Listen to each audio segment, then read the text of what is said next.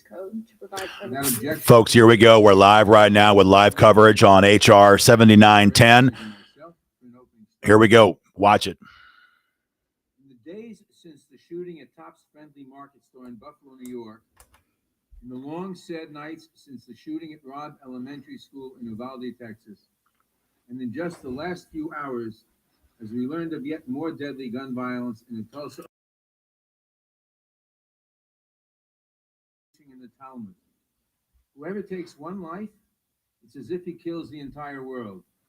And whoever saves one life, it's as if he saves the entire world. Every life is precious. Let that be the measure of our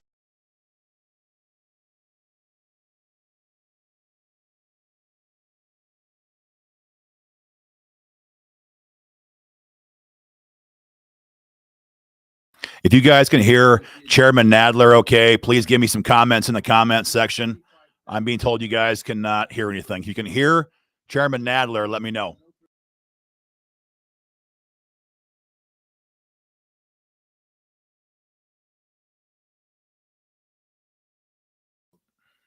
HR 7910, the Protecting Our Kids Act, links together important, sensible, overwhelmingly popular proposals that will help us to scale back the scope of gun violence in the United States. Representative Anthony Brown's Raise the Age Act would raise the lawful age to purchase an AR-15 semi-automatic assault rifle from 18 to 21 years old. In deeply red Wyoming, the state with the most guns per capita in the Union, this is already the law with respect to many firearms.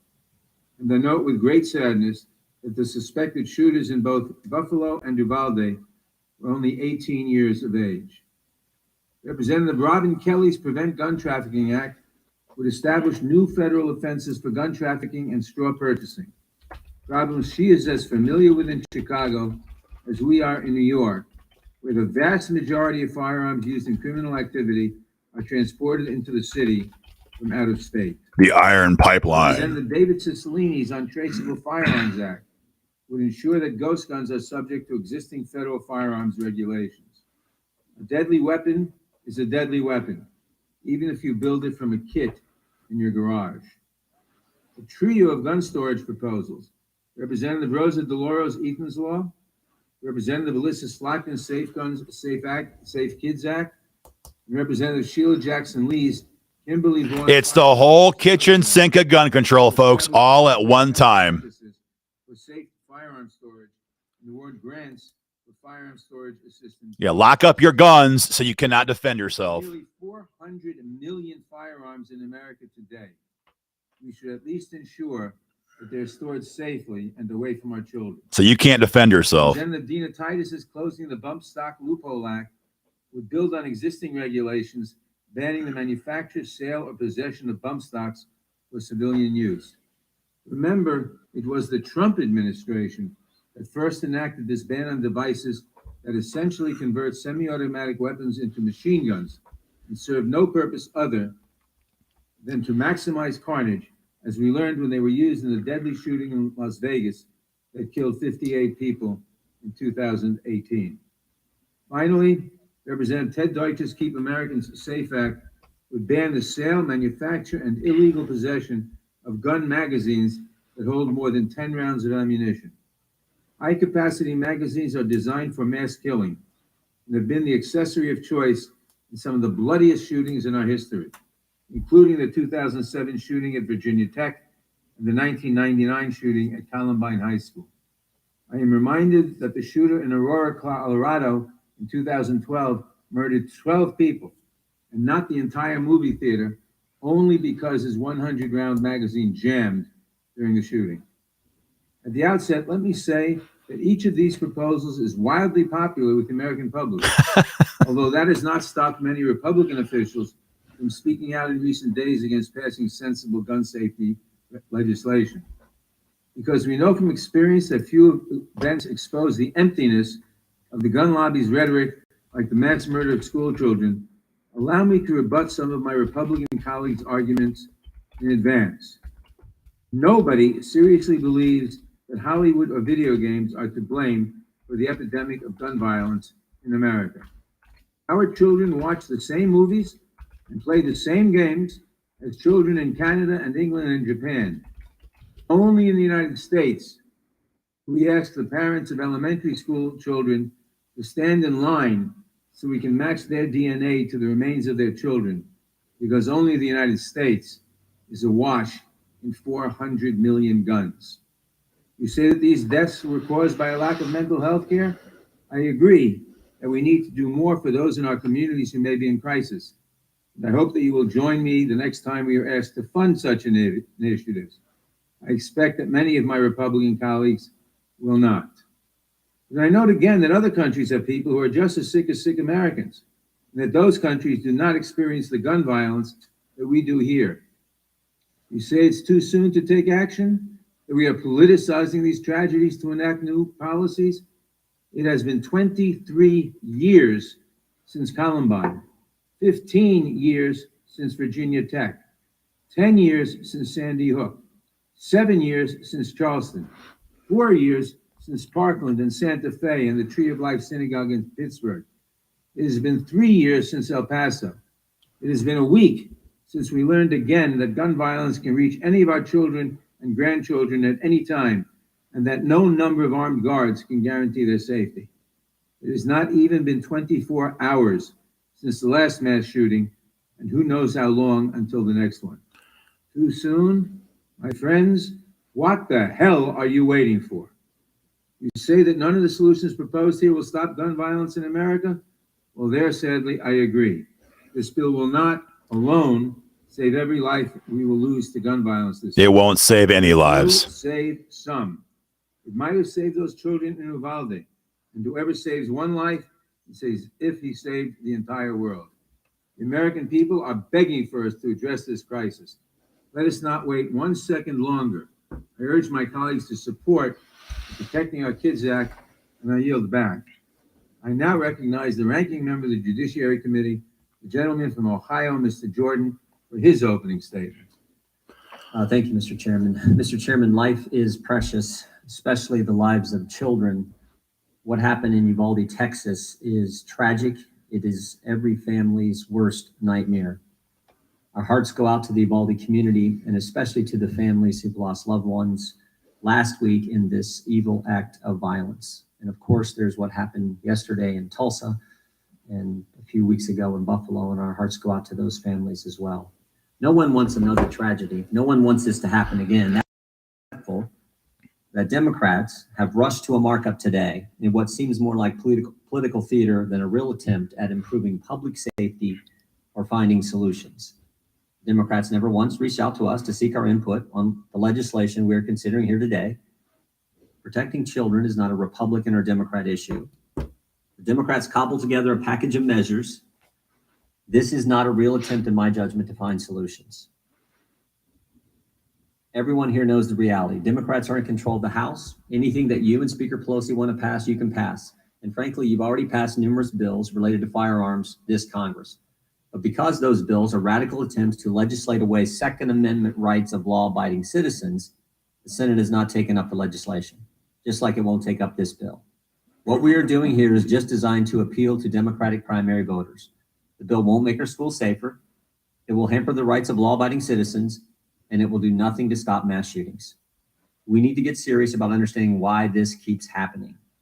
Democrats are always fixated on curtailing the rights of law-abiding citizens rather than trying to understand why this evil happens. Until we figure out the why, we will always mourn losses without fixing the problem. Our job is to figure out the why. The bill that Democrats are putting forward today does not help us to understand what's really driving some young men to commit these heinous acts. The bill before us is short-sighted and not solutions-oriented. It's a one-size-fits-all approach that punishes law-abiding citizens while doing nothing to make our community safer. We all want to keep children safe in school, but this bill wouldn't do that. This bill is just another Democrat attack on the Second Amendment, and it's likely just the start. Yes. President Biden has said he wants to ban all 9mm handguns. Where does it end? The American people expect and deserve more from us than political charades that rehash old ideas and don't actually solve the underlying problems. Mr. Chairman, we should do better than this. I yield back and look forward to the debate on the legislation. Thank God for Jim Jordan, folks, one of the few sane people on this committee. Be included in the record. I now recognize myself for purposes of offering an amendment in the nature of a substitute. The clerk will report the amendment. Amendment in the nature of a substitute to H.R. 7910, offered by Mr. Nadler of New York. Without objection, the amendment in the nature of a substitute will be considered as read and shall be considered as base text for purposes of amendment. I will recognize myself to explain the amendment. The amendment makes only cosmetic changes and makes no substantive changes to the bill. I urge all members to support it, and I yield back the balance of my time. Are there any amendments to the amendment in the nature of a substitute? For what purposes Ms. Jackson Lee seek recognition? I'd like to strike the last word. Young ladies recognized. A few minutes before this hearing, I spoke to Mr. Garza. Spent time with Mr. Garza in Uvalde this past Sunday. A. Marie, just a baby in the 4th grade, dialed 911. You may have saved or tried to save many lives. In the pillage, carnage, and death, what was to be. Folks, we're going to pause here for a few minutes on this audio feed and give you guys a recap on what's happening right now. This is the official committee action. This is the official committee markup on H.R. 7910. This is the massive gun control bill that's being heard right now in Washington, D.C. Sheila Jackson Lee, who is talking right now opposite this screen, is a blithering hate America idiot who has filed the worst gun control bills that we have seen this entire Congress. It is absolutely horrific stuff, folks, and we have got to stay involved in this fight immediately. Guys, this is happening right now. We have Patrick Parsons, our EVP, in the room right now, working with staff, talking with people, trying to see where this bill is going to go from here. You're going to hear from him later on today. But I just want to be clear on this. Sheila Jackson Lee, Nadler, all of these people, they hate our freedoms. They hate you, and they hate our Second Amendment. And their goal is to do everything they can to use the bodies of dead children in Uvalde, Texas, dead Americans in Buffalo, New York, to disarm the entire country. They're shameless ghouls who want to do everything they can to crush our Second Amendment rights. Now is the time to fight back. We have a new action link set up right here. It's stophr7910.com, hr7910.com. Please take a moment, and that email goes right to your congressman. And it tells him to stand up and hold the line against this bill. If they're a Republican, if they're a Democrat, it tells them, if you vote for this trash, you're going to lose your reelection in many cases. You guys are probably going to lose your majority in Congress because of trash like this. So take a moment, hit that new action campaign, stop hr7910.com, and then get involved in our fight, guys, at joinafa.org and get involved in our fight. We're going to bounce back here to audio and momentarily. But again, this is Sheila Jackson Lee. She is the worst, perhaps the worst nut job in the entire Congressional Democratic Caucus. She filed H.R. 121, 125, 127, the worst bills in this Congress. And she's a leading co-sponsor on today's bill, H.R. 7910. This is live coverage, folks, of this committee hearing. We're going to see what happens today. They may have the committee vote may likely happen today. They may delay. We're going to find out. And then from there, we're going to see if it goes to the floor and how fast it goes to the floor. But this is all part of the optics. You see this, all the children behind her. These people don't give a damn about your children. They don't give a damn about those children. They simply use these children as props in their agenda to attack your gun rights. They should be ashamed of themselves. Of course, they're soulless ghouls. They don't have any shame. So guys, stand up, fight back, hammer back, stop hr7910.com. We'll go back right now to some more tyrannical garbage from Sheila Jackson Lee. To Boulder, Atlanta, Tree of Life, Marjorie Stoneman Douglas, Las Vegas, San Bernardino, Gilroy, Garlic, Washington Navy Yard, Sandy Hook Elementary, Virginia Tech, Aurora, the Sikh Temple, Emmanuel African Methodist Church, or Santa Fe in Texas, near my district. El Paso, if I did not mention it. So today, reminded of the great and outstanding work of my colleagues. I thank you. You have introduced these bills over and over again, and I'll have an opportunity to discuss how important your legislation is, but we are not finished. The assault weapons ban is a necessity. A 7-week waiting period is a necessity. Actions against manufacturers to give civil liability is a necessity. And countering the cycle of violence is a necessity. I end by simply saying Kimberly Vaughn died in Santa Fe. She was 17 years old. Her mother is still in pain in Texas. And I'm calling on all of you to have a sense of humanity, courage, decency. God knows we need action, for it is a sin and a shame on us. Not this Judiciary Committee, Mr. Nadler. You have done great work on the House and the Senate, and then to the President's desk. Shame on us. We can't move legislation now. I yield back. Gentlelady yields back. For what purposes Mr. Shabbat seek recognition? Move strike life forward, Mr. Chairman. Gentleman is recognized. Thank you. It's obviously with a heavy heart that we're all participating in this markup today. Words cannot adequately express the horror that all Americans felt last week as we learned of the 21 innocent lives that were lost at Robb Elementary School in Uvalde, Texas, which only added to the deep sadness we all felt a short time earlier when 10 people were senselessly killed in Buffalo. Given the shock and the revulsion that we all feel from those two horrific crimes, it's easy to understand why we're considering this legislation today. It's only human nature to search for answers and feel the need to do something to address a situation this troubling and this concerning.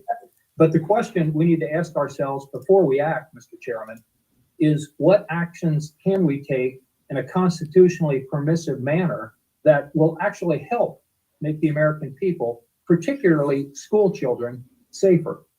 The most obvious answer to that question is that we can take action to make our schools more secure. After the tragic shooting in Parkland, Florida, former sheriff himself led a bipartisan group of members, myself included, in reauthorizing and expanding the Cop Secure Our Schools grant program. That program provides necessary funds to states and local school districts to strengthen security measures at schools across the country. But the money can be used for metal detectors, to adopt security plans, to train school officials, to hire school resource officers, including retired police officers, and to help identify students with mental health issues. Folks, his feed is locking up. It's not ours. He's having a problem on his own feed, just so you know. There's always room for improvement. And that's one area where I believe we should be working together to find common ground and make students safer, and it would be immediately. I also think we could work together on methods to better address the mental health crisis that's facing so many of our nation's youth today. Too often, the shootings that occur are perpetrated by primarily young men who feel marginalized and who appear to be suffering from some form or another of mental illness. Finding a way to identify these young people earlier and to help get them the treatment that they need before the goal upon which I think we could all agree. As I mentioned earlier, the Secure Our Schools grant money can be used for that purpose. But as we saw in Buffalo, the issue is broader than just in our schools. There was also some agreement on bump stocks, which is why the ATF under President Trump acted to ban them. As most of us know, there's still an ongoing challenge in the federal courts against this ban, which is probably why a provision banning bump stock is included in the legislation being considered today. I understand the intention here, but I would probably, I think it'd be more effective if we allowed the court cases. Folks, I just want to be clear on this. Steve Shabbat is a Republican from Ohio. And as you just heard, this guy is promoting, he is okay with banning bump stocks. This is happening right now across the entire Capitol building. You have Republicans who are making deals with Democrats right now, trying to find what of our freedoms can we give up? How much can we give away? And then maybe we'll appease these anti-gun zealots. Folks, this is a failed tactic. This has been working. This has been used by the NRA, rather, for generations, and it's never worked. We have given up on fixed NICS. We surrendered on bump stocks. We almost got red flag laws a couple of years ago because the NRA was okay with this. And that's why you have Republicans like Steve Chabot right now saying, hey, it's okay. It's okay. We'll give away our bump stocks. That's not a big problem with us. And folks, this is how we have lost every bit of gun rights freedom that we've lost over the last 25 years. This is how we got the NICS system. This is how we've got all of the expansions of gun control in this country, is by giving these little pieces at a time to all of these radical leftists. Steve Chabot is a pathetic excuse for a Republican who should be standing up there and saying, I will not support any attempt to infringe on the Second Amendment. What a joke. Kids Act will be entered into the record. For what purposes, Mr. Cohen seek recognition? Strike the last word. Gentleman is recognized. This is no rush to action. This has been delayed for decades. I was here 15 years ago when Virginia Tech was the site of a mass killing. What a nut. And in 15 years, we haven't gotten gun laws changed and reformed. This bill, which is somewhat of a compilation of other laws, all should have been law before, but should be law today. And the Democrats are not rushing to anything. The public is demanding that we take action because they've seen what happened in Uvalde, Texas.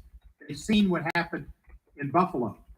They've seen what happened last night in Tulsa. It is happening all too often, and it's deadly. Assault weapons were banned from 1994 to 2004. It was constitutionally permissible.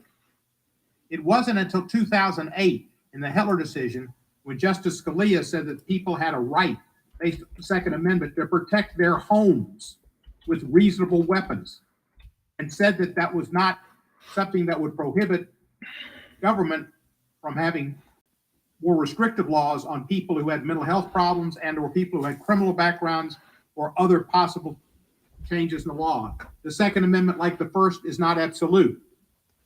The First Amendment, you cannot defame people. You cannot go into a theater and holler fire. There are limits, and there are limits to the Second Amendment.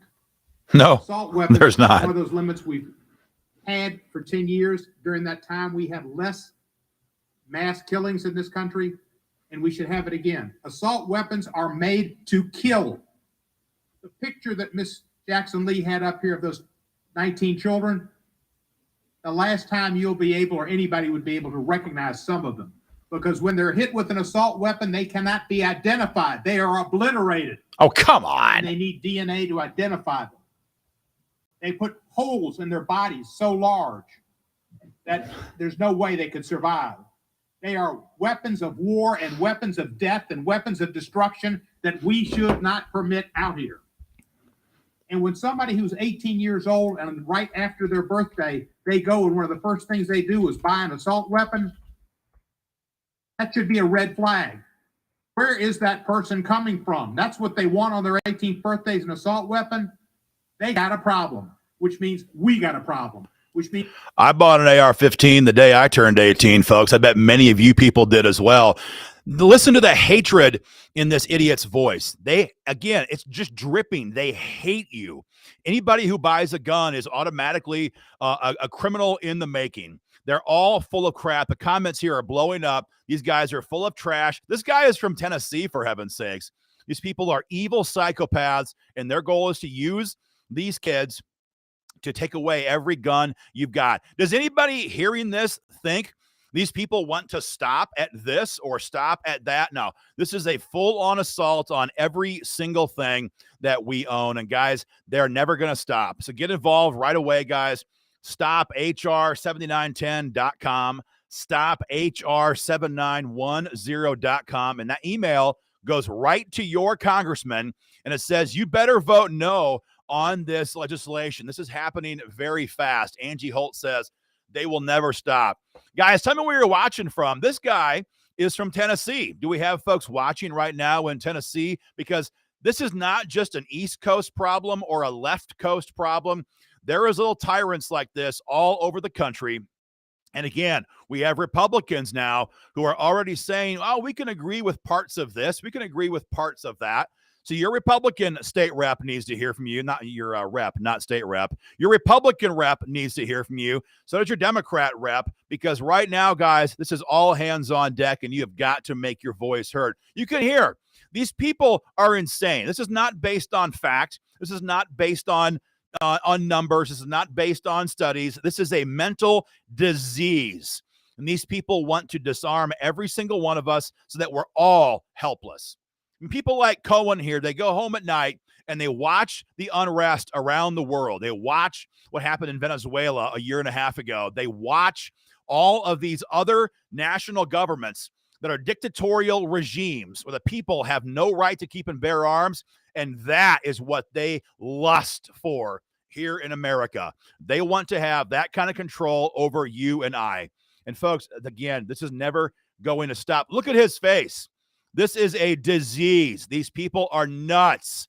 They'll stop at nothing to come after us, guys. Get involved in this fight today. Join AFA.org. Become a member today. Let's go back to some more live coverage. Please strike the last word.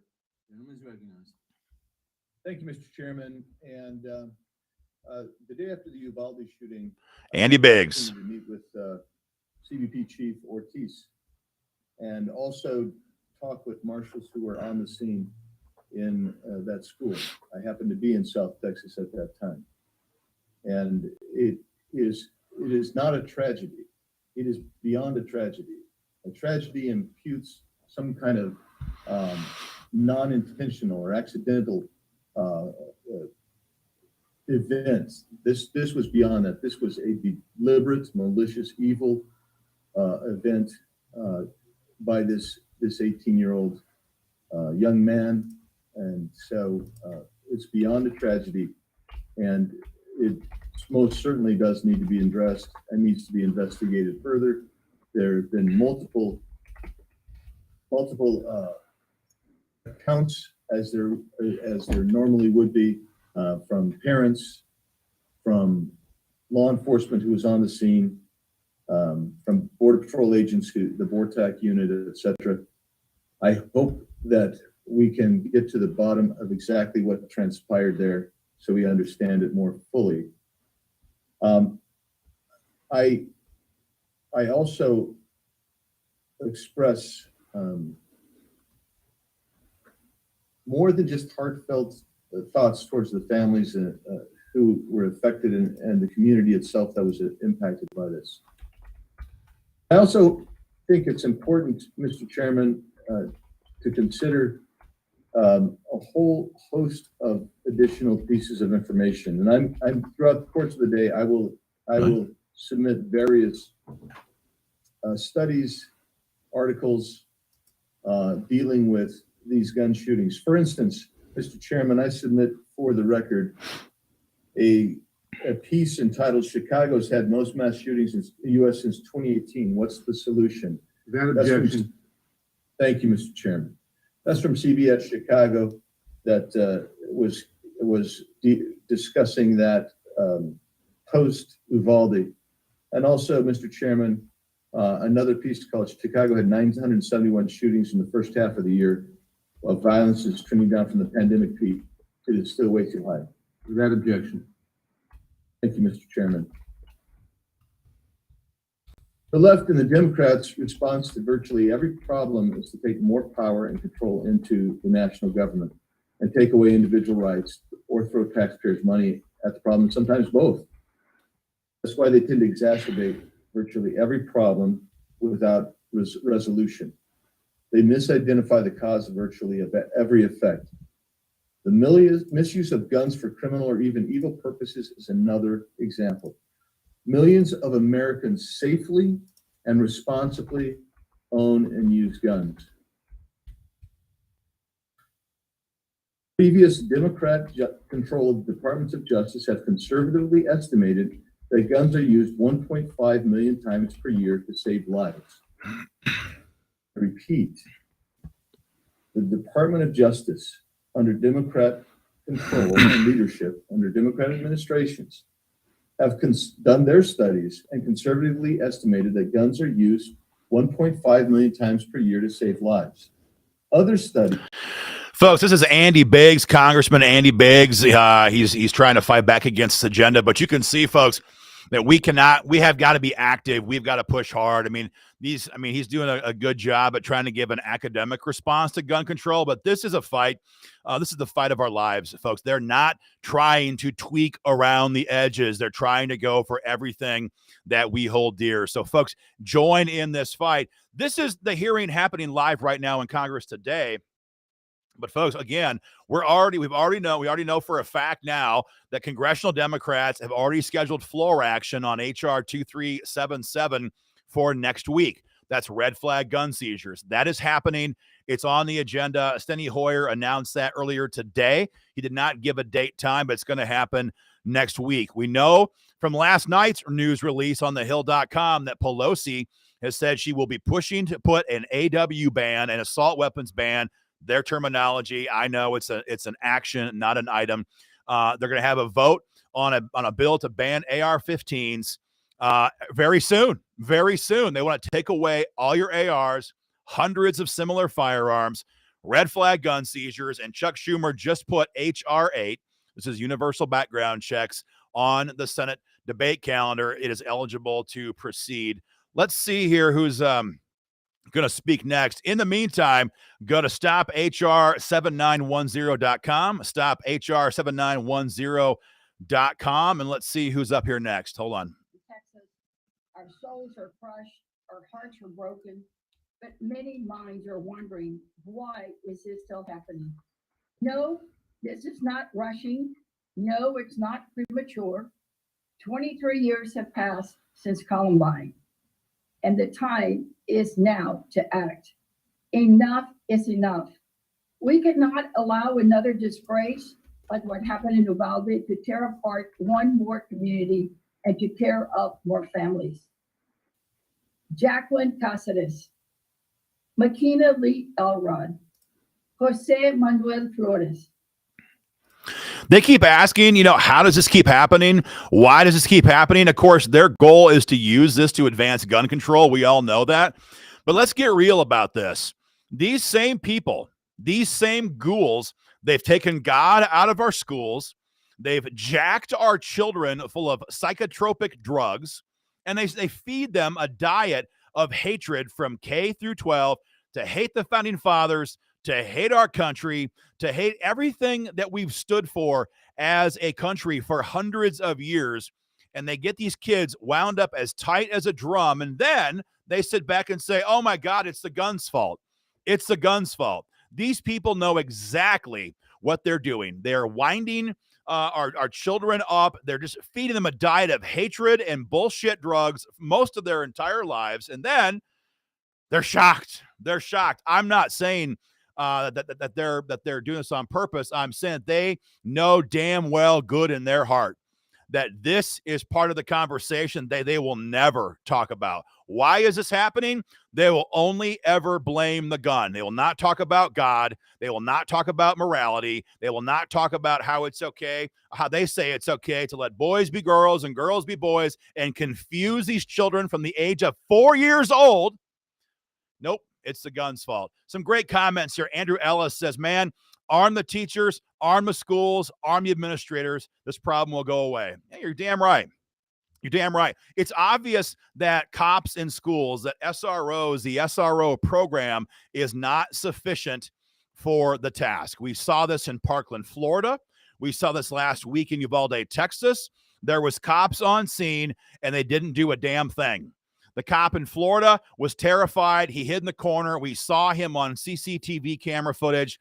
And we all know now that in Uvalde, Texas, dozens of cops were in the hallway and did not enter into that room because they might have been shot. Folks, I mean, we're not going to get off on that topic right now because we all know the truth about that. The point is, cops cannot do it. Cops cannot be there in time. Cops cannot be everywhere at one time. And even when they're there, as we've seen now in Uvalde and Parkland, I'm sorry, it didn't work. And so we have got to arm teachers. And I want to be clear on that for some liberal trolls who are on our page right now. We're not saying we're going to give everybody a Glock 9 with their ID badge the day they're hired. Don't be an idiot. What we're saying is that people who are already armed, teachers that are already able to carry firearms, teachers who are already wanting to carry a firearm should have the option to carry a firearm to defend themselves and children. To speak on the amendment? Clerk will report the amendment. Oh, the gentleman strikes the last word. The gentleman's recognized. Thank you, Mr. Chairman. You know, the atrocity in Uvalde is shocking and heartbreaking in so many ways. The slaughter of innocents is the greatest of all human crimes, and I think it rightly prompts soul searching by all men and women of goodwill for the causes and remedies. It's disturbing, though, some have used this and other recent attacks to justify either partisan attacks like we just heard, or policies as before us today to make it harder for law-abiding citizens to obtain firearms in the hope that by doing so, that someday maybe they'll become unavailable to the lawless. Well, I think this overlooks the obvious immediate action that is long overdue in this world of sin and woe. You know, if you walk into any bank in this country, you'll see at least one armed guard whose purpose is to protect our money with lethal force. And yet at Uvalde and in so many other school shootings, we were not willing to protect our children with the same force as we protect our money. No one gives a second thought to an armed guard at a bank, yet the left is outraged by the mere suggestion of placing an armed guard at every school filled with innocent children. And when are we going to get serious and take the world as it is rather than how we wish it should be? Even for those trained and licensed to carry concealed weapons, it was against both state and federal law to bring a firearm into the Robb Elementary School. Yes. Every administrator, every teacher, every janitor obeyed that law. The only person who didn't was the madman. Exactly. And that, in a nutshell, is the danger of gun control laws. You know, we have more than 50 years of experience now with these laws. They are extremely effective at disarming law-abiding citizens, as they were that tragic day in Uvalde. They are extremely ineffective at disarming madmen and criminals, as they also were that day. They create an environment where the gunman is king. Now, after every tragedy, politicians rush to pass more gun control laws, as we're doing today. We've been doing this now for 50 years. If these laws actually worked, wouldn't things be getting better by now rather than worse? The Good point. proportion of households with firearms has dropped significantly in the last 40 years. Shouldn't things be getting better and not worse? Meanwhile, we've neglected the obvious. The dangerously mentally ill are not confined and treated as they were in the past. I calculated in California alone, we'd have roughly 100,000 more mentally ill confined in mental facilities today if we maintained the same proportion of the population as in 1960. Those 100,000 dangerously mentally ill are out on our streets instead. Secondly, gun criminals often escape prosecution at the hands of woke district attorneys. Yes. Just one example. Hunter Biden illegally acquired a handgun despite being an admitted drug addict, a handgun that ended up being taken out of a public trash can 500 feet from a school. He also lied on his firearms application. Nobody's prosecuting him despite there being no dispute as to the facts. Why not? But most obviously and immediately, in almost every one of these atrocities, there was no shoot back. Now, ironically, just such an event happened the very next day in Charleston, West Virginia. A criminal with an AR-15 style rifle approached a graduation party. He fired into the crowd but missed. Moments later, a woman with a concealed weapons permit returned fire and killed him on the spot. You probably haven't heard of that incident because on that occasion, there was a good guy with the freedom to return fire. That freedom was denied at Robb Elementary School. You know, if we could actually banish all guns from all criminals, sign me up. But I suspect that gun laws will be about as effective at keeping guns out of the hands of madmen and terrorists and criminals as our drug laws have been at keeping drugs out of the hands of addicts. The difference is The drug laws don't disarm law-abiding citizens from defending themselves. Gun laws do. The one thing we can do right now, this instant, that will have an immediate effect in stopping such slaughters is to assure that every school has the same protection as your average bank, and that every school official with licensing can carry a concealed weapon if they choose. And if we're not willing to take that simple, immediate, and wholly effective step, then we're obviously not serious about stopping these outrages. I yield back. Fire from Tom McClintock. For purposes, the gentleman from Rhode Island seek recognition. I move to strike the last word. Gentleman is recognized. Mr. Chairman, I want to begin by thanking you for this markup and for bringing this really important piece of legislation to the committee. Guns have become the leading cause of death for American kids. Let that sink in. The leading cause of death. Such For those who have BS. said, oh, we're rushing this, more than 311,000 students have experienced gun violence since Columbine. So tell the parents who lost children, tell the family members who saw loved ones slaughtered that we're rushing.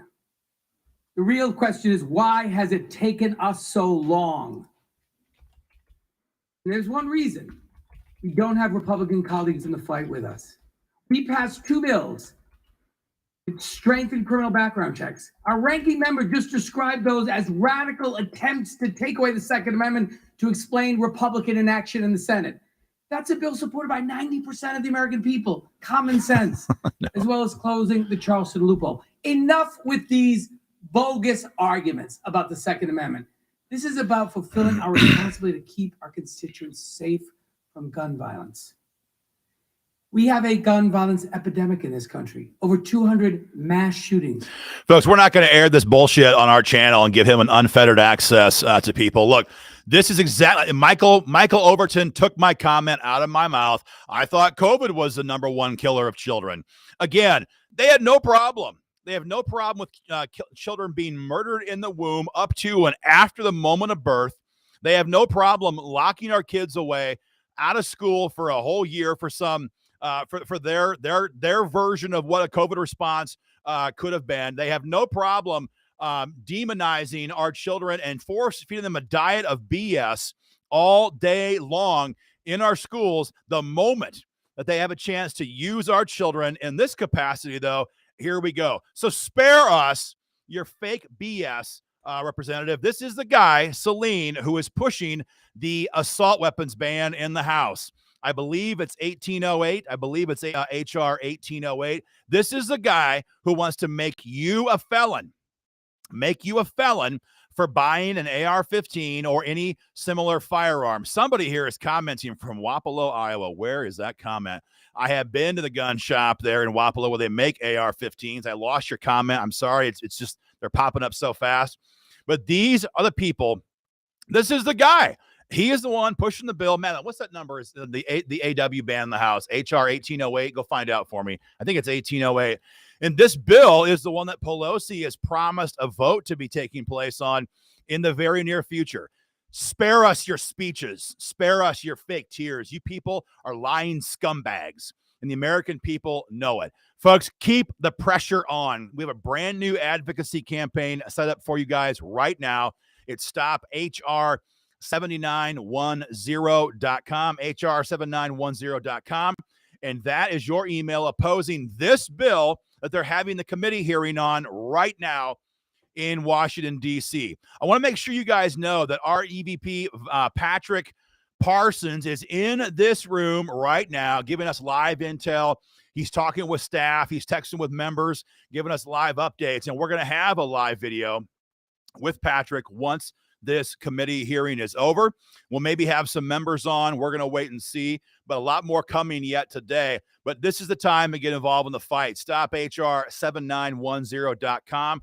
Get involved. And I see people in the comments saying, well, yeah, but this is never going to pass the Senate. Yeah, folks, that's not the case. We have a real problem right now. The brief review on the math on this is very simple. Schumer needs 50 votes to pass anything right now 60 votes to pass anything right now in the Senate, 60. He has 50 in his conference if they all vote the same way. He has 5 other Republicans who are currently in negotiations, sanctioned by Mitch McConnell, trying to find a compromise bill that all sides can agree to. Those 5, Lindsey Graham, Tom Tillis, Susan Collins, Mitt Romney, John Cornyn, and maybe even some others. If they are on board, that's 55. And folks, we have 5 other rhino senators who are retiring this year who are not seeking re-election. Folks, they have nothing left to lose. Talk about people like Rob Portman from Ohio, people like Roy Blunt from Missouri, a true loser, Pat Toomey from Pennsylvania, Shelby and from Alabama, Richard Burr from North Carolina. This is not, we are not safe. We are not out of the woods, not by a long shot. So fire off those emails today. Make your voice heard. Stop, HR7910.com. Let's go back to some more live video. You know, I was just thinking, so I'm going to take up the gentleman from Rhode Island's challenge. He just said that there's really not any significant constitutional issue at stake whatsoever. The Constitution doesn't prohibit this. It seems to me that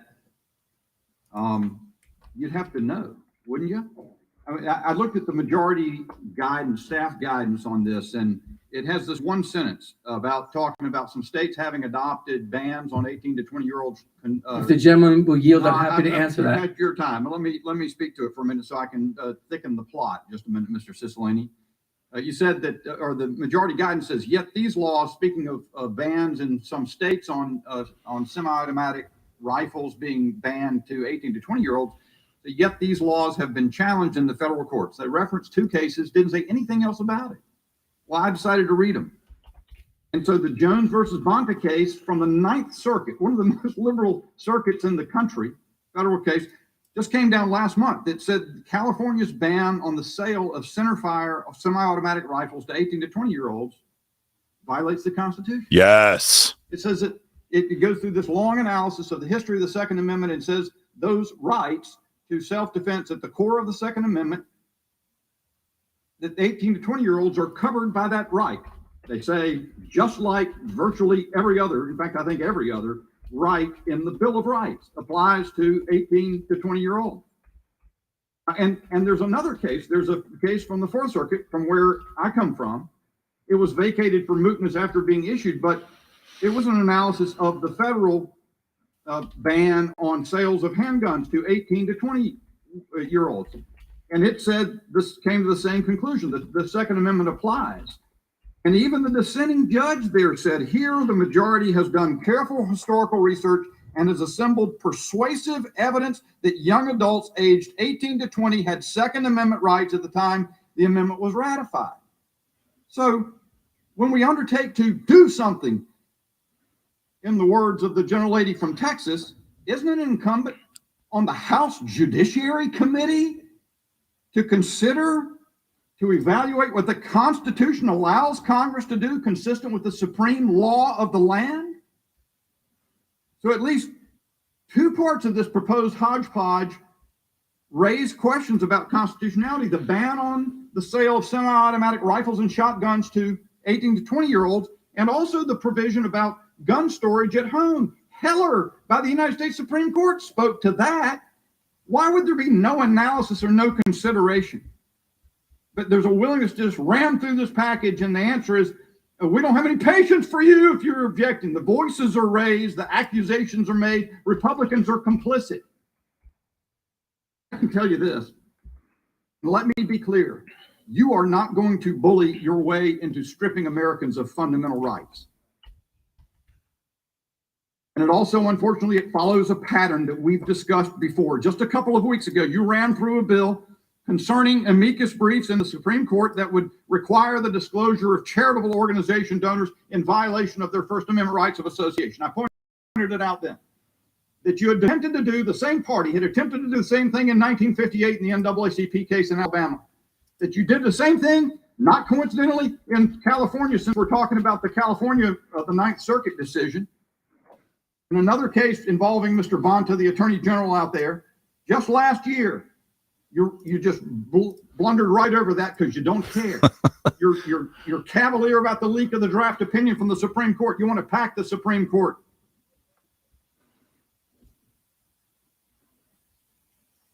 That's If not the going gentleman to will work. yield, I'm happy to answer your question. No, I think I've answered the question, but I'd be glad. Not to say, accurately. You're in the disregard what the Ninth Circuit has said the No, law of the I'm land actually is? bound by the Supreme Court of the United States, and I'd like to read the quote to you if you'll allow me, since you raised the question. Look, I think the issue is what that Ninth Circuit case Well, said the- on the subject. The United of States refusing to Supreme Court legislate. I takes don't precedence yield. over the Ninth I don't Circuit. yield. You'll have plenty of time. Yes. Your allies form mobs outside justices' homes. Yeah. You say look, you've got to figure out something else other than stripping people of their constitutional rights. We've got to figure out something else, assuming that the majority entertains a discussion. But you cannot, the courts have made it pretty clear, you cannot deprive young adults any more than the remainder of Americans of their core Second Amendment right to self-defense by the purchase and possession of weapons that are in common use and prevalent. And I'll say I'm out of time. Fire from Dan Bishop in North Carolina, the best we've heard today. Chairman. And Liz recognized. Thank you, Mr. Chairman, and I thank you for calling us to this emergency markup of the Protecting Our Kids Act. It is timely. In fact, we've all been clamoring for this kind of legislation for a very, very long time. I'm stunned by some of the words that we're hearing on the other side of the aisle. Where is their outrage over the slaughter of 19 fourth graders and their 2 teachers? Why don't they feel an urgency to do something? I'm reminded of the John Donne poem that ends, "Do not ask for whom the bell tolls." All right, this is too much insanity for us to listen to in real time, folks. You can see her Every Town for Gun Safety t-shirt right behind her in the chair. Here come the fake tears. I mean, look, real moms would fight and give their lives to defend their children. My wife would give her life to defend our 7 kids. I'm sure every woman watching our feed right now would do whatever is necessary to defend your children. And as Michelle Holly is saying, hey, fool, where's your outrage for partial birth abortion? I mean, these people have no problem slaughtering tens of millions of unborn babies. They don't give a damn about your children. This is all a prop. Shame on them. Of course, they have no shame. Shame on them for what they're talking about here. These are evil people. And they are determined to do everything they can to take away your firearms. You know, we're just one of the 5 or 6 things that we have in this bill today I want to talk about briefly, and that is the safe storage requirement they keep talking about. Let's be clear on what this means.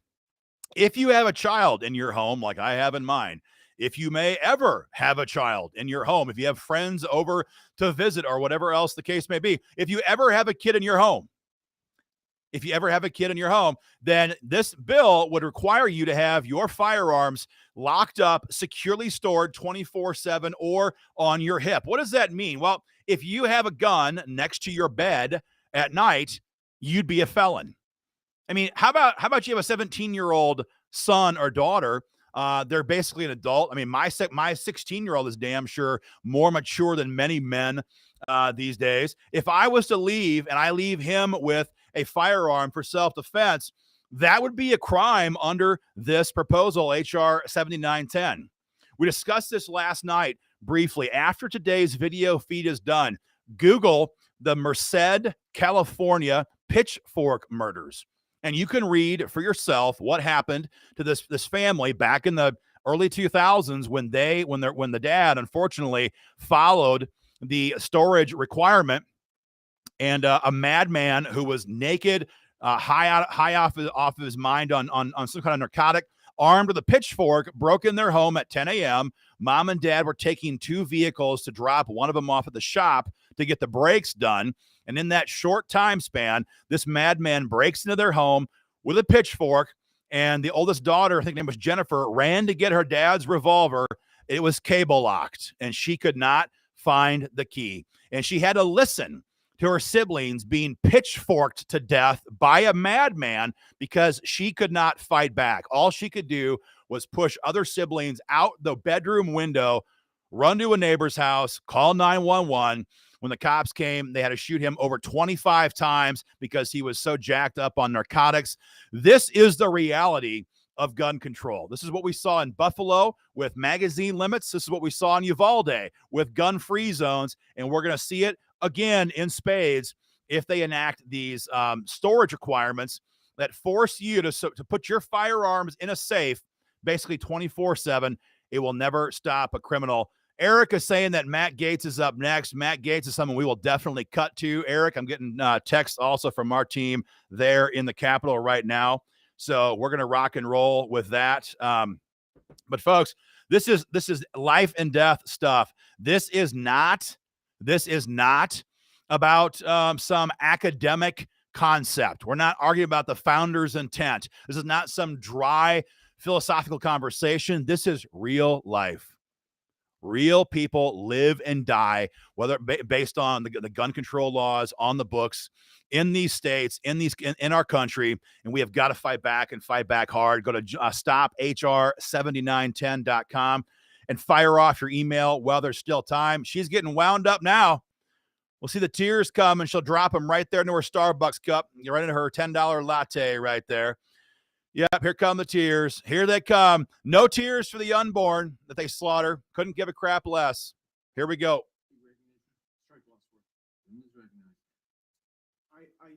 I'll confess I don't know much about the gun lobby that my colleague referenced because I don't meet with any lobbyists. I don't take their donations, and I don't take any donations from any of the political action committees that are for or against any of these measures. But I can speak for law-abiding gun owners who are very concerned about some of the bills that are before us. It is reflexive and it is irresponsible to consider bills while we're still trying to figure out what happened in some of these circumstances that you suggest animated the need for this hearing. Chairman referenced Uvalde in the first moments of this hearing, but yet we're still deciphering key elements of the law enforcement response, of the physical plant, of points of intrusion. And it is not kind, it is not compassionate to tell people that you're doing something to help them when in fact you have no idea whether or not this legislation that you fashioned would in fact do that. I would suggest that it's potentially cruel to tell people that they've inspired a response to a tragedy when in fact that response won't work.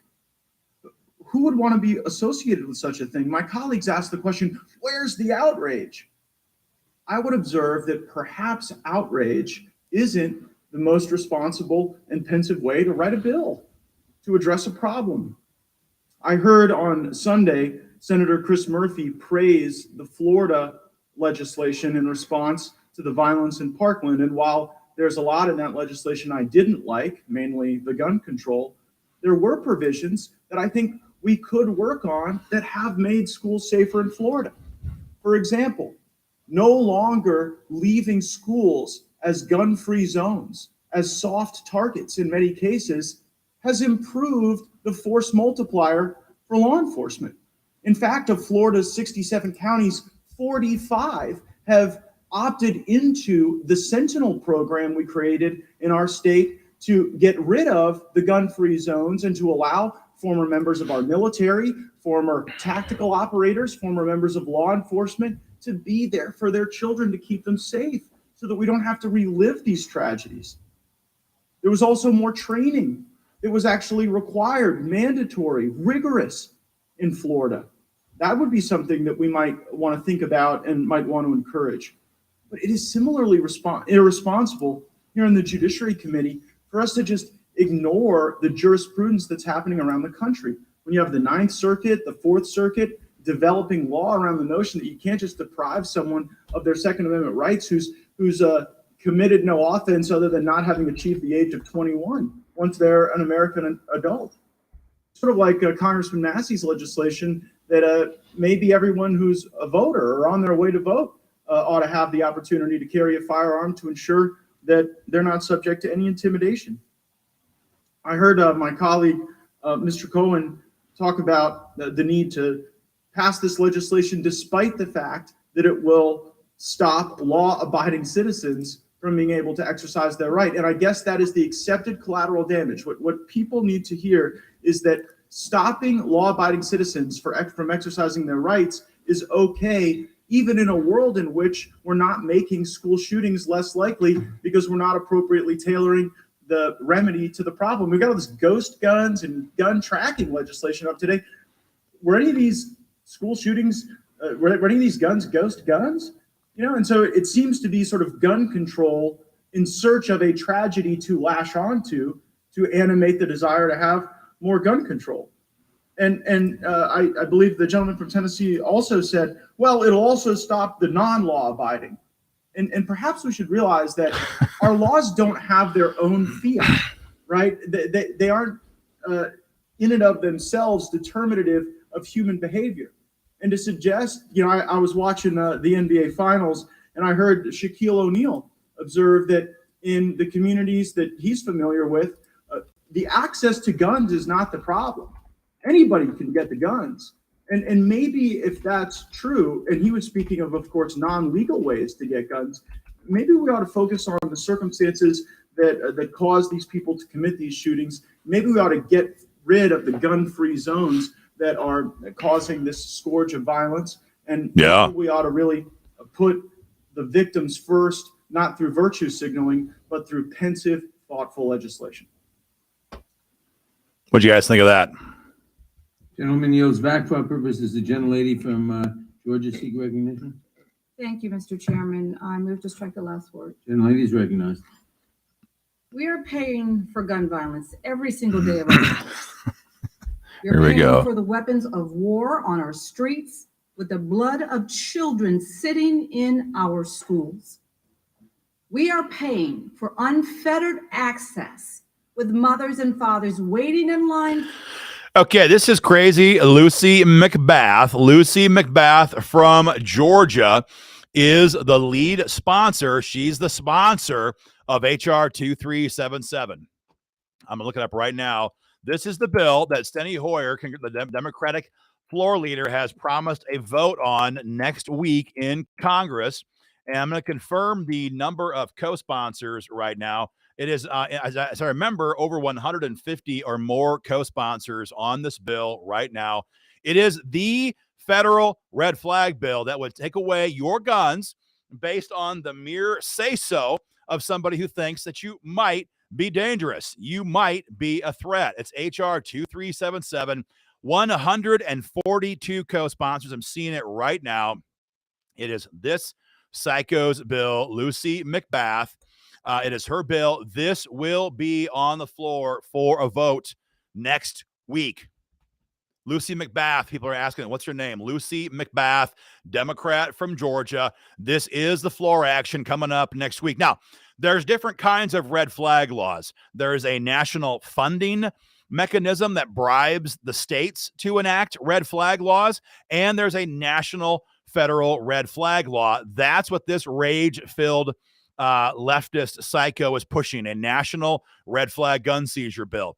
And this is their goal because, you know, frankly, it's more, their agenda is better served by taking away all of the guns of people through red flag laws versus just an AR-15 or just a similar firearm or just a 30-round magazine. Their goal is to take away all of your guns.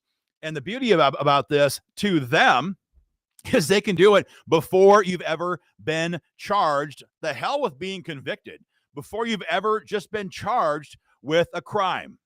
And this is absolute tyranny. It violates the Fourth Amendment. It violates the Fifth Amendment. It violates the Sixth Amendment. And it obliterates the idea that we're innocent until we're proven guilty. That's what this bill is. And folks, this is the push that we're seeing right now in D.C. And again, we have many Republicans in the Senate who are on board with this. Lindsey Graham is the guy who is literally helping to broker this bill. He's all over the news all week. Google it. All in favor of red flag laws. He has $250,000 in his pocket from Michael Bloomberg in the past because he supports gun control like this. Don't trust me? You can look it up. Tom Tillis, Republican, North Carolina, all over the news this week in support of red flag gun seizures.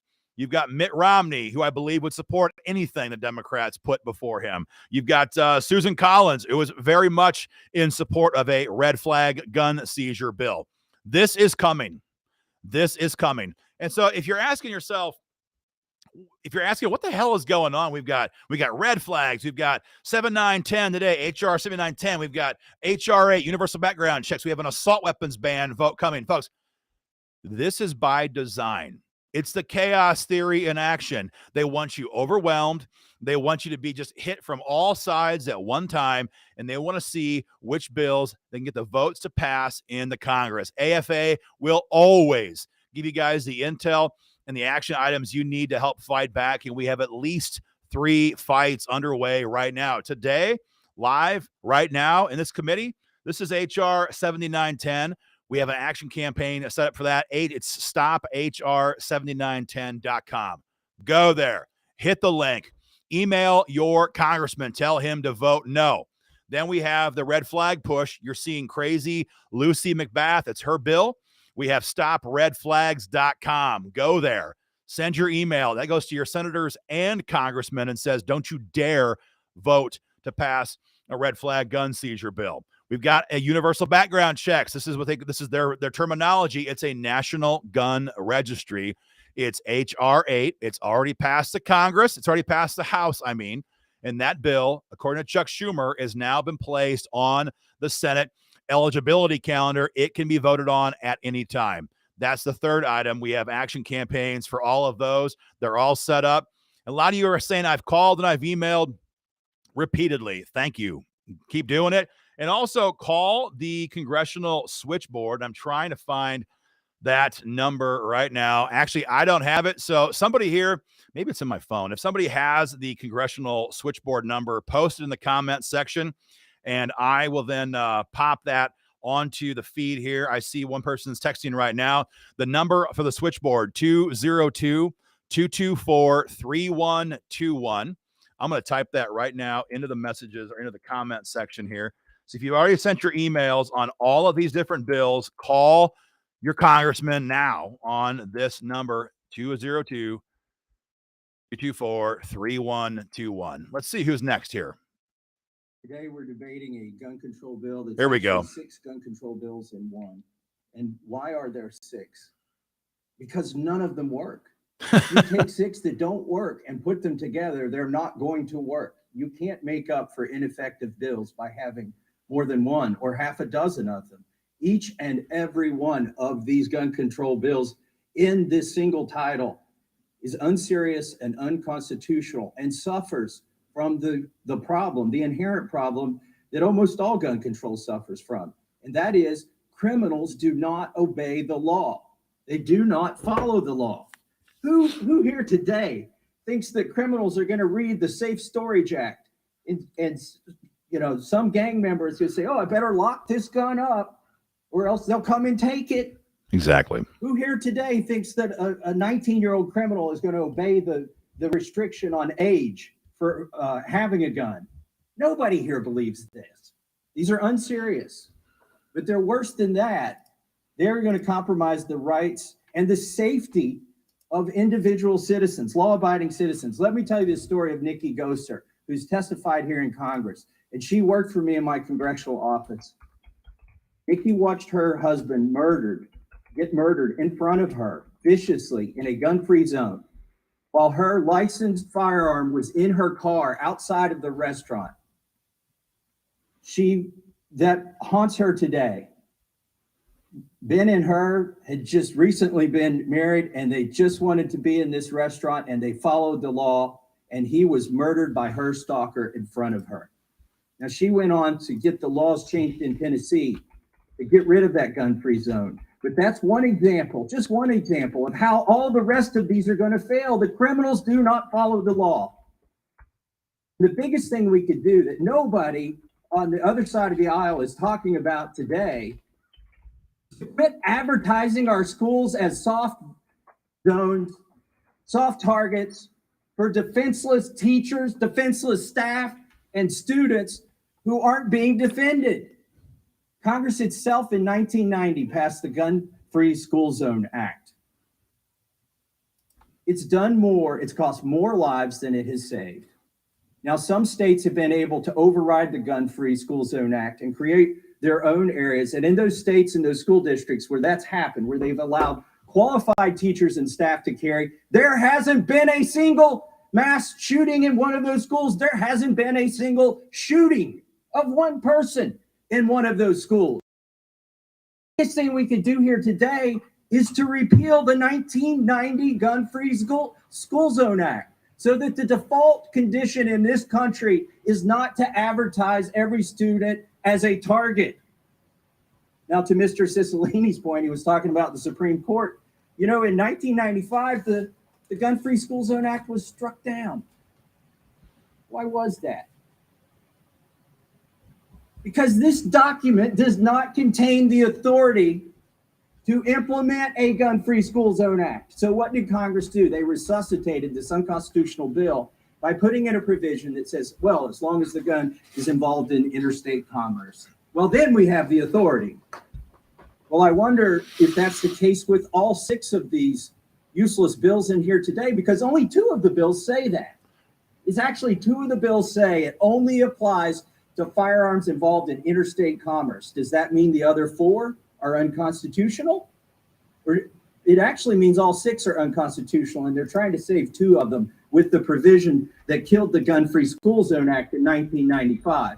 By the way, they overturned Mr. Lopez's conviction, and he went on to serve in the Marines, the one who was convicted of violating the Gun-Free School Zone Act. But Congress came back and resuscitated it, and unconstitutionally so. But there is a conflict between these 6 bills. Some of them recognize the constitutional flaw, and some of them don't.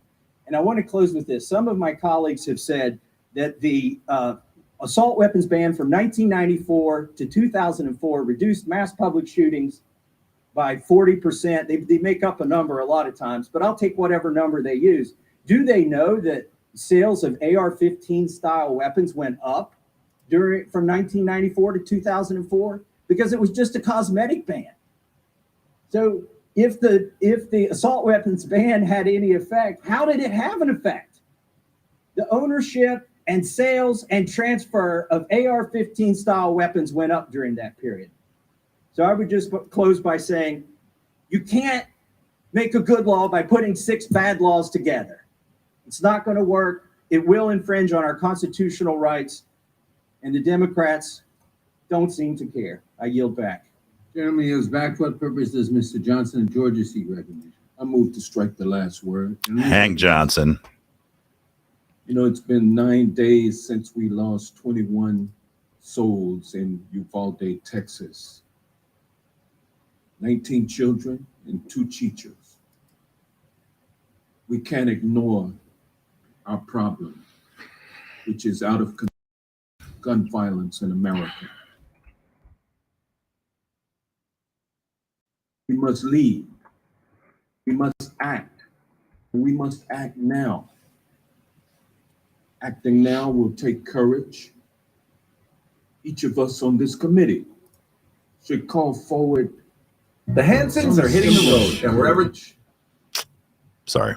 Like the courage that was on display last week by those brave Border Patrol agents who put their lives at risk to stop the carnage in Uvalde.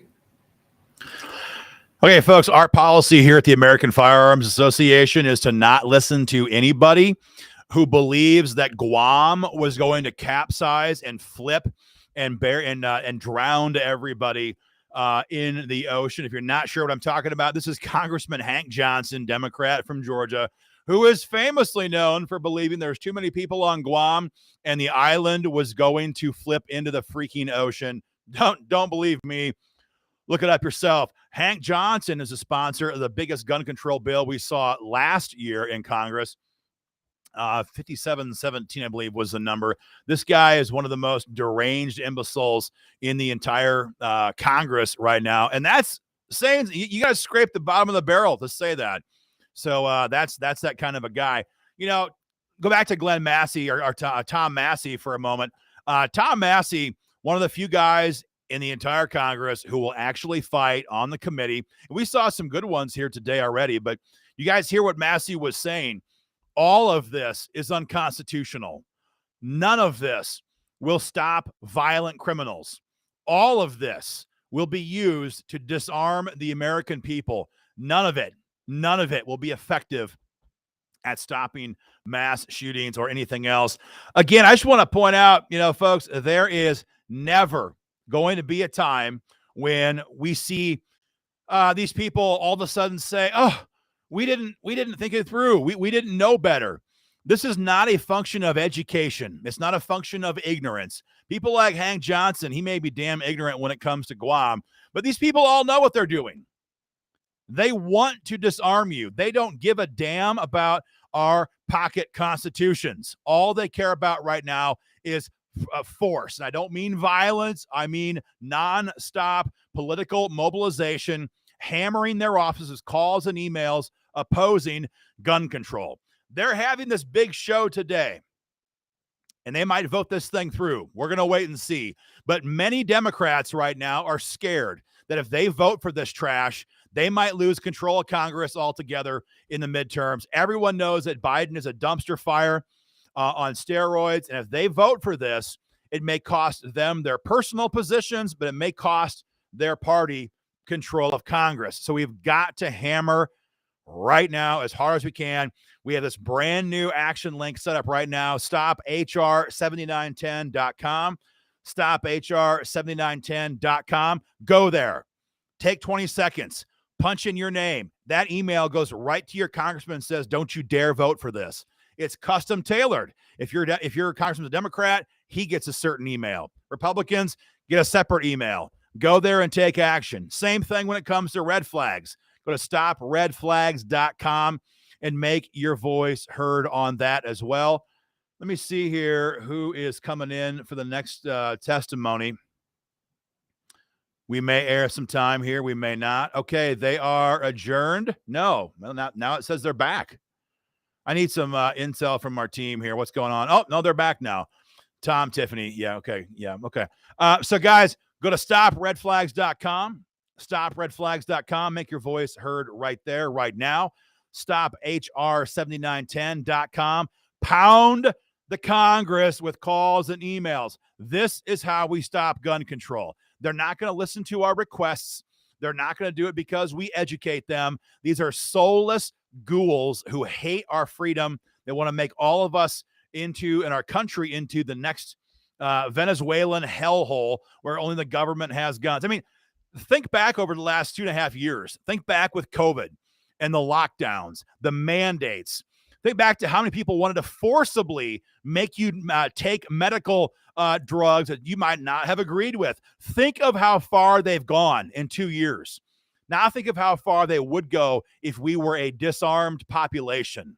My God, it'd be limitless tyranny, and that is what they want. That's what these bills are designed to do. Guys, this is terrible stuff. Get involved in our fight, guys. Go to joinafa.org. I have a photograph here. I'll flash it in the screen. Join up today. We're firing out membership packets basically around the clock right now. That is the current AFA t-shirt. That's our member decal. That comes out with all of our new membership packets. We're firing on all cylinders right now. Join that fight at joinafa.org and get involved today. This hearing, we're not sure how long it's going to go on for. We're going to keep giving you guys live commentary.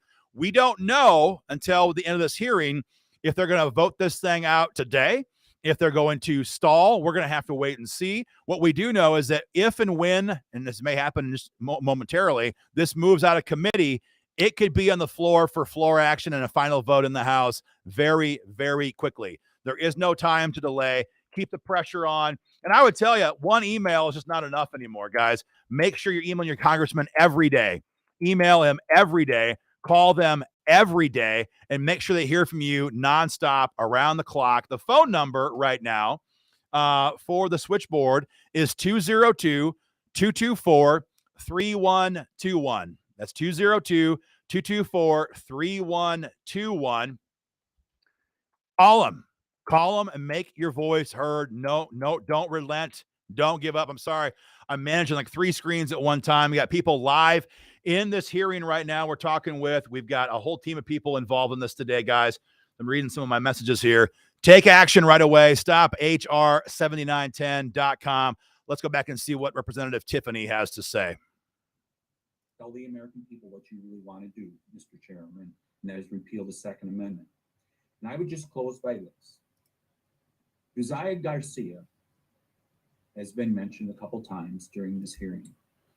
God bless that young man, and may he rest in peace, along with all the others that perished in Uvalde. But I would also cite Uzziah Garcia's uncle, who said, do not politicize this. Do not politicize this before all the facts are known about what went on at that Uvalde school. With that, if I have any colleagues that would like time yield it to them, I'd be happy to do it. I'd like you to yield to me if you wouldn't mind. Mr. Chairman, No. I yield back to you. Gentleman yields back. Gentleman from New York, Mr. Jones, is recognized for 5 minutes. I move to strike twice, the last word. Gentleman is recognized for 5 minutes. Thank you, Madam Chair, and thank you to the chairman of the full committee for convening this markup during recess that we can advance the Protecting Our Kids Act. This is life-saving legislation, and it cannot wait. I'm proud to co-sponsor this bill, and I'm proud to support it today in committee. As the youngest member of this committee, I need to address my Republican colleagues on behalf of the generations of young people whom Republicans have condemned to grow up in fear that they will be gunned down at school. When I was just 11 years old, something that then seemed unthinkable happened. 2 students killed a teacher and 12 of their classmates at Columbine High School. I was afraid. All of us were. But still, I had hope that by the time I was in high school, nothing like the shooting at Columbine would ever happen again. I had faith that adults would step up. I never imagined that mass shootings, let alone school shootings, would become our new normal. Yet that is exactly what has happened. All right, I'm seeing the comments. Nick Tyson, you win. You say mute him. Mute him. Well, we'll mute him. Guys, this is the same talking points they use time and time and time again. They do not want to, as Terry is saying right now, they do not want to train and arm teachers. They don't want to repeal deadly gun-free zones. They don't want to give power to the people to defend themselves. They want all of us helpless, disarmed, and unable to fight back. They want an all-powerful government. They want an all-powerful state. And don't worry. They'll protect you. Don't worry about it. You got a problem, just call the government. They'll come and protect you. We saw how that worked in Uvalde. We saw how that worked in Parkland. We saw how the FBI, how many times, how many shootings has the FBI been tipped off in advance by family or friends of the killer in advance and done nothing? This government is absolutely incompetent. And folks, to be honest, I don't care if it's Republican president, Democratic president, the system, the machine, this bureaucracy is a joke. And they'll never be able to protect you. They only protect their own, and they only protect their power. So, guys, we have got to hammer on these people right now. All of this is lies. It's all just BS. There's no sympathy here for dead American children or adults. They don't care about stopping violence. They care about disarming you. That's it. That's their only goal. And they're hardly even hiding it anymore at all. Guys, this is a hot mess. You've got to take action on this, and you got to do it right away. Guys, again, the action link we have here is stophr7910.com. Stophr7910.com. Guys, take action today. Fire off that email and make this happen immediately. Go back here to some more of this thrilling audio. Give me one more moment here. Parkland, and time after time, you have chosen to put your right to kill over our right to live. But your selfishness and your indifference have not killed our hope. you have transformed it. Before, we believed that you might do what the people overwhelmingly support and help advance common sense gun violence legislation. Now we know that it is up to us to save ourselves from you. We did not choose this fight. We had our own dreams for our lives, the same as you did when you were kids, but we can't let you get away with this anymore. Oh, shut up. Enough is enough. Enough of you telling us that school shooting. Just to be clear, Mr. Jones here is from New York State. Mr. Jones comes from a state where they already have a ban on high capacity magazines. That did not just not stop the shooter in Buffalo. That literally he sought that area out to go to a spot where he knew he'd have almost nobody who was carrying concealed. And if they were capped at 10 rounds of ammo. They know it. This is intentional. And these bastards are letting this happen, knowing this agenda will only lead to more Americans being killed. Don't forget, they let our country burn in 2020. These Democrats let our country burn in 2020. They sat back, they attacked the cops, they attacked the gun owners, they attacked anybody who called for law and order, they attacked Republican governors, and they had their bands of thugs robbing, raping, and looting and burning their way across our country. These people are anarchist pieces of trash, and they will love nothing more than to see our entire country and all of our freedoms burn. And that is the only agenda with bills like this. Someone's commenting again saying, dude, you got to calm down. Man, I'm sorry. If you want calm, go join the NRA, man. This is not your kind of organization. The American Firearms Association is done playing games like this. Hold on here. We got Jim Jordan. Let's see what we got here. What they want to do. Their real beef is with the Second Amendment. Their real beef is with the Second Amendment. Think about what this bill does. Mr. Massey just outlined the 6 bills thrown into one. What this bill does, it tells law-abiding citizens when you can get a gun, what kind of gun you can get, what accessories you can get for your gun, and where and how you have to store it in your own darn home. That's what this bill does. This is an assault. This is the start. This is the start. We know it's the start because Miss Jackson Lee, the first person to speak on their side, said this: we're not finished. This is just the beginning. Their goal, plain and simple, is to get rid of the Second Amendment. Joe Biden said it the other day. Said he wants to ban 9mm handguns. Michael Moore said it last week. Time to repeal the Second Amendment, he said. We know where the Democrats want to go, and they don't care about the Constitution. Mr. Bishop pointed that out just a few minutes ago. They know the age limit in this bill is unconstitutional. We just had a decision last month from the most liberal circuit in the country that it's unconstitutional. They know the storage provisions are unconstitutional. The Heller decision said so. They don't care. Forget the Constitution. They want to change the country in so many dramatic ways. The gentleman from New York just talked about getting rid of the filibuster, packing the court. We know they want to pack the court because chairman of this committee introduced a bill 14 months ago to pack the court. Yes. And the worst of it is, this bill would not address the tragedies we have seen unfold around the country in the last couple of weeks. Would not stop the terrible events that we saw. Wouldn't harden schools. In fact, the spokesperson for the president just said last week, hardening schools is not something President Biden wants to happen. Not something he believes in. I find that astonishing, but that's what she said. This bill would not stop the terrible events. It wouldn't harden schools, but it will sure take away the rights of the American people who follow the law. That's what this is all about. But it's just so wrong. But it is part of the pattern we have seen. And again, as Mr. Bishop pointed out a few minutes ago, this is the Judiciary Committee. You would think there would be the proper respect for the Constitution and for decisions reached by our circuit courts. Nope. We are so focused on taking away people's liberty. It's frightening to me when you put it all in context and you think about what the Democrats are trying to do to First Amendment liberties, now to Second Amendment liberties. This is what frightens the American people, and that's why we should vote this bill down, and we should come together as a bipartisan in a bipartisan way to figure out what we can do to help make schools safe, make sure that people are properly trained there, make sure the facility is the way it needs to be. We're all for that. But we're not for taking away this. We're not for taking away Second Amendment liberties, not for ending the Second Amendment like they want to do. Mr. Chairman, I would yield to the gentleman from North Carolina, Mr. Bishop. I think the ranking member, quote, "We must dismantle white supremacy in all aspects of our society.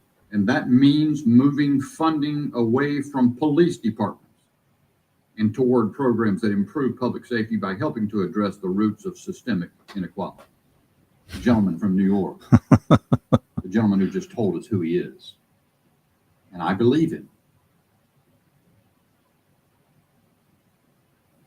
Except what the gentleman from New York described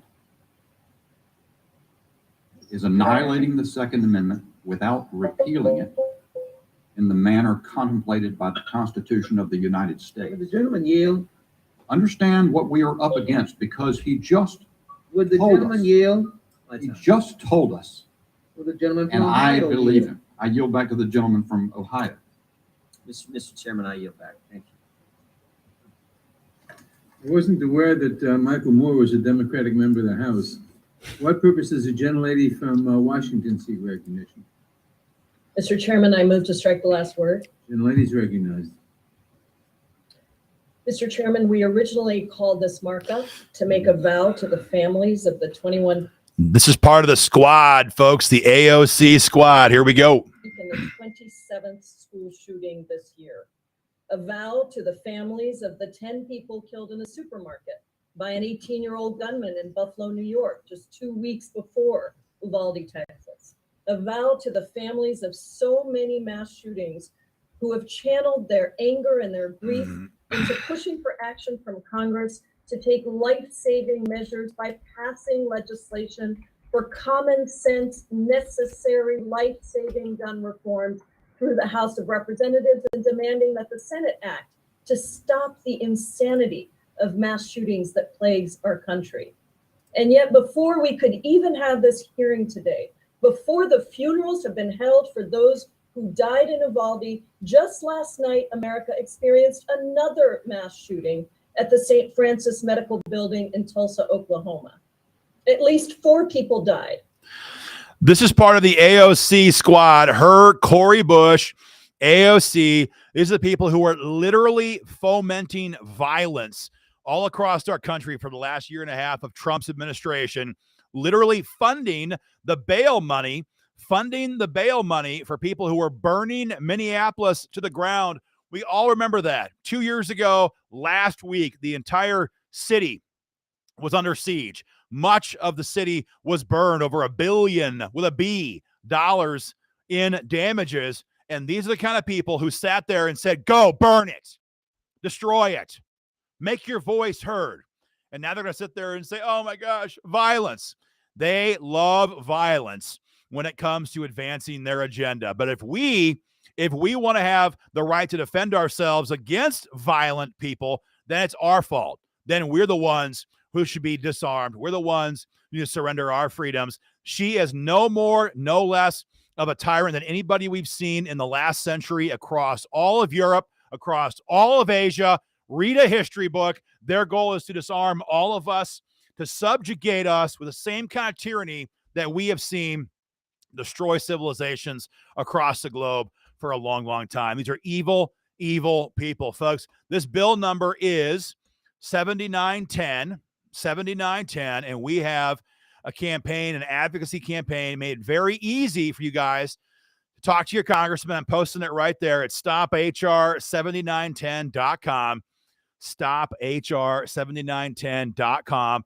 Get those out. Talk to your congressman. Tell them you damn sure better oppose this.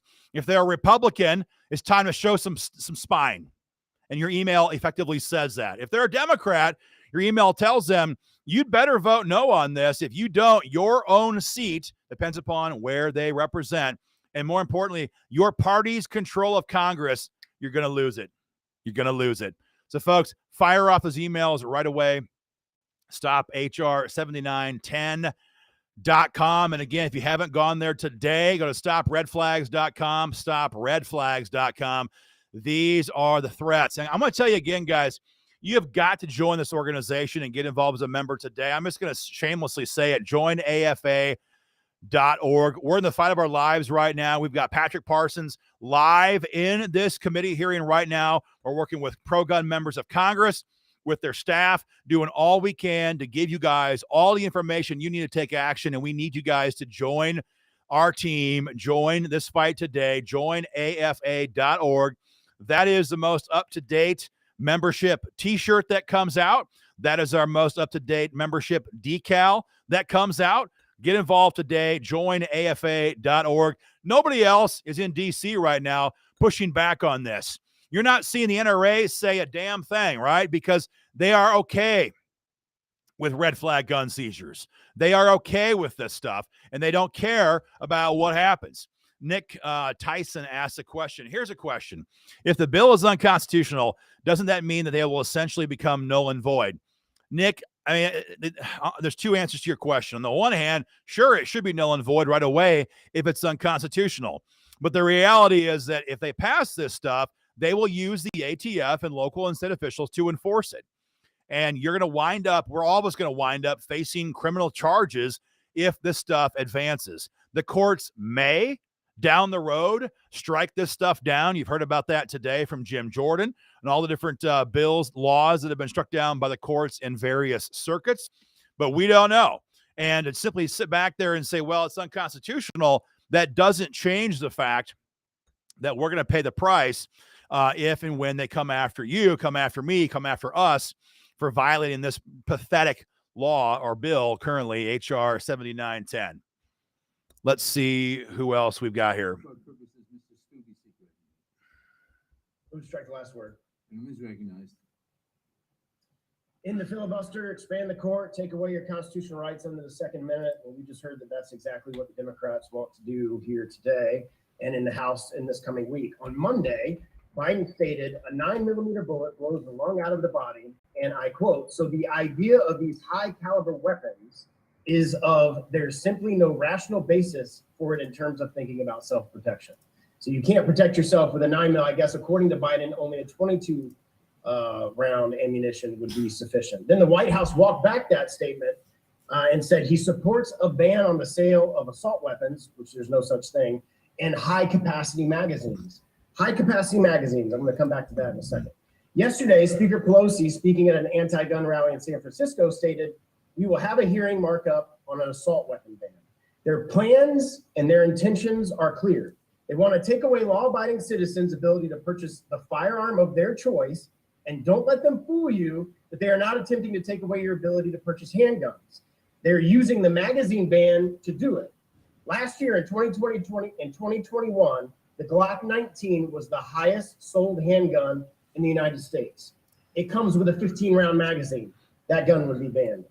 Right here in front of me, I have a Sig Sauer P226. Yeah. With a 21-round magazine. This gun would be banned. Here's a 12-round magazine. This magazine would be banned under this current bill. It doesn't fit because this gun was made for a 20-round, 21-round magazine. This gun would be banned under this bill.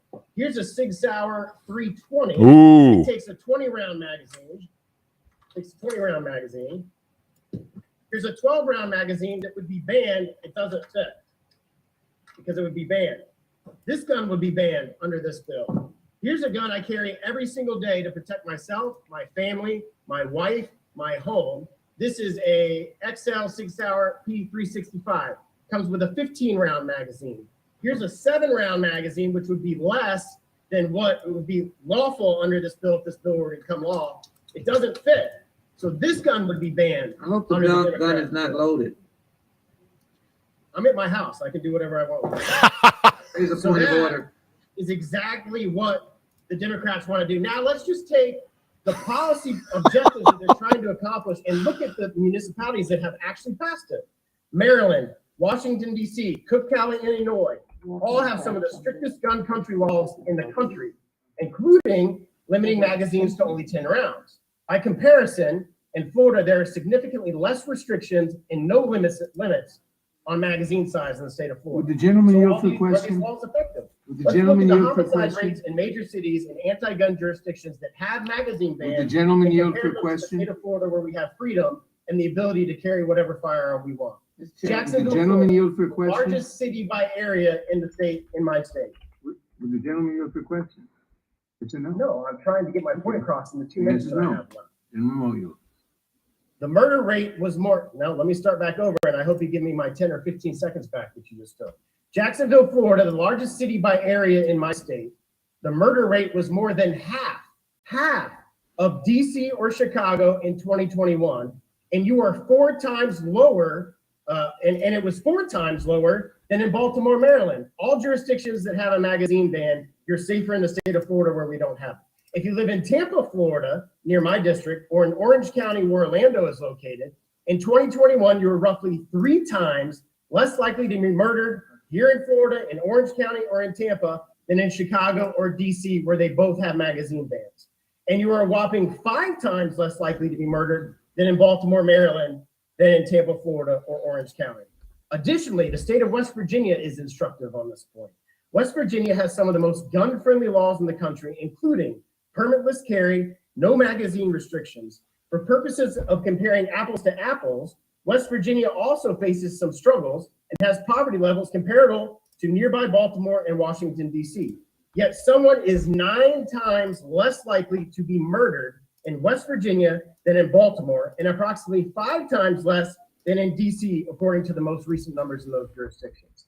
These anti-gun cities, particularly ones with magazine bans, have some of the highest crime rates in the country, and they are growing worse. These laws do nothing to stop crime, and no one here thinks they will actually stop mass shootings. This is a push to take away your right to carry whatever firearm you please to defend yourself. So I hope our colleagues in the Senate are paying attention. A magazine ban will not allow you to carry these type of handguns because they don't have the capacity to take such a small magazine. I yield back.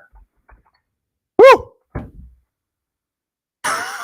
Gentleman yield back for purposes, the gentleman from Florida. Fire! I move to strike the last word. Gentleman's recognized. Thank you, Mr. Chairman. Mr. Chairman, We can't go on to this loser now after hearing that. I mean, this is, you guys are asking, who was that Representative Greg Stube from Florida? He is, I believe, from the 17th Congressional, probably the hottest speaker we've seen today. That guy was breathing fire, and that is what we need to see. You saw all that he said. All these guns that he carries for self-defense would effectively become paperweights because you can't put a smaller capacity mag in these firearms. Well said. He absolutely killed it. This is the kind of energy, this is the kind of aggression that we need from congressional Republicans because, folks, this is a huge fight. We've got Ted Deutsch. I'm going to leave it at that for now, who is speaking right now, one of the leading sponsors of a variety of the gun control bills that are being wrapped into H.R. 7910. Forget which one exactly is his, but there's 8 or 9 bills in here. He has one of them. Look at this guy, just a complete ghoul, They absolutely want to leave us all helpless, hopeless, disarmed. That's what they want. So great to see Greg Stube just killing it today in committee, folks. They need your help. They need to hear from you guys immediately. Fire off that email. Stop. Where's my link for this? Stop HR. Where's that freaking link? Stop HR7910.com. Go there, hit the link, send in your email, stand with guys like Greg Stube, Tom Massey, Jim Jordan, make your voice heard, stand up and tell these Democrats to go to hell and not to move this bill. It's stophr7910.com. Yeah, James says we should send Greg a thank you. Dude, do it. Give him a call. In fact, I'll get you his number right now. I'm on his website. I'll find you his number, his DC office number.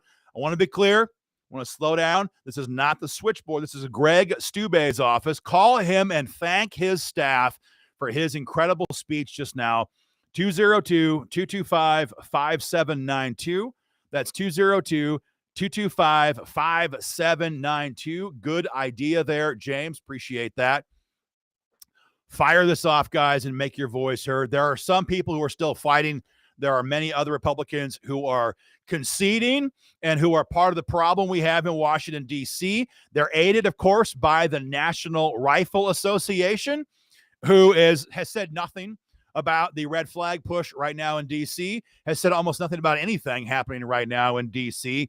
We're working around the clock to light up these members of Congress with calls, emails, petitions, everything we've got from our members. And guys, you need to make your voice heard right away and join this fight, because the NRA is not going to fight for you. They have long ago abandoned the field. They have long ago surrendered the fight when it comes to the red flag gun seizure push. We need your help, guys. Join AFA.org. Get involved today. Join AFA.org. This sanctimonious bastard, I believe, is the guy who was pushing one of the 3 different safe storage laws. Safe storage laws. Look at that condescending ass's face.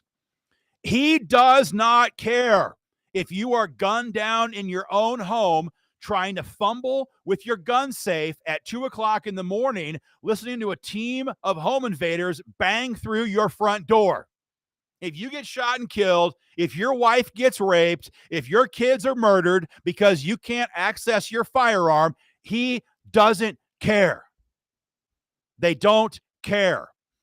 They are very happy to have you suffer that price, because all they care about is disarming this great country and making sure that we don't have the option to fight back against criminals and tyrants. And folks, that is what this is all about: stopping criminals and stopping tyrants. People are asking, what is the number again for Greg Stube? I have it right here. It's 202-225-5792. I'll read it off again one more time for those who are wanting to get that written down. 202-225-5792 for Greg Stube. He needs to hear from you guys immediately, right away. Charlie says, Val Deming's coming up next. You might as well keep talking. Thank you very much for that, Charlie. I appreciate that. There's a lot going on here, folks. Join in that fight. Join AFA.org. We are trying to roll as hard and as fast as we can in D.C. We're going to have a live update moment. Well, not whenever this committee ends, from Patrick Parsons, our vice president. He is there. You heard from him earlier today. He's going to give a live update once this is done. And folks, there's just a lot going on. Stop HR7910.com and stopredflags.com. These are the 2 main links. Let's see what's going on here. Strike the last word. And ladies recognized. Thank you so much, Mr. Chairman. My colleague from North Carolina had the audacity to talk about bullies. Well, I think bullies. Her face is as fake as her green screen, and we're not going to humor this as well. Guys, there's a lot going on here. Again, Nancy Pelosi announced just last night that she intends to push next week, besides the vote on red flags, which is HR 2377, she's going to push a vote on banning our AR-15s. That is exactly what we've always warned you guys about. That is the agenda here. It's a total ban on AR-15s and over 200 separate semi-automatic firearms. That is their agenda. That is their goal. And they're not even hiding it. You got Beto O'Rourke, this idiot. I mean, the guy, he's about as thick as my finger, right? This guy, this little spindly little bastard, he's in the press conference in Uvalde trying to browbeat the mayor and the governor who had given an update on the shooting. You got Beto O'Rourke 2 days ago saying they're going to go, this is to your question, Raj, Pat. He says, will there be a grandfather clause or confiscation? Beto said just 2 days ago, no. We're going to grab all the ones you currently own as well. They want to grab every gun you currently own that fits their definition of what is an assault weapons ban. So, no, that's, and to be totally honest, Raj, I think it's Raj. I could be getting your name wrong, and I apologize if I am. Honestly, we don't want a grandfather clause, because the last thing we need right now is gun owners to sit back and say, well, I've already got my gun safe full of firearms. I don't need to worry about this. We don't need that kind of mentality. We are fighting for our freaking country, not for our personal firearms. Everybody here has an AR-15, probably got 10 AR-15s. I got AR-15s all over the place. We're not fighting for our AR-15s. We're fighting for our country. We're fighting for our great-great-grandchildren's right to defend themselves from criminals and tyrants. And what we do in these next 4 or 5 months before the midterms will go a long ways towards deciding whether or not our grandkids will have the kinds of freedom that we have right now in this country. Our forefathers fought and died to give us these freedoms. Our grandfathers politically fought to protect these freedoms. We have, look, it's just 2022. We have a debt of honor to those who went before.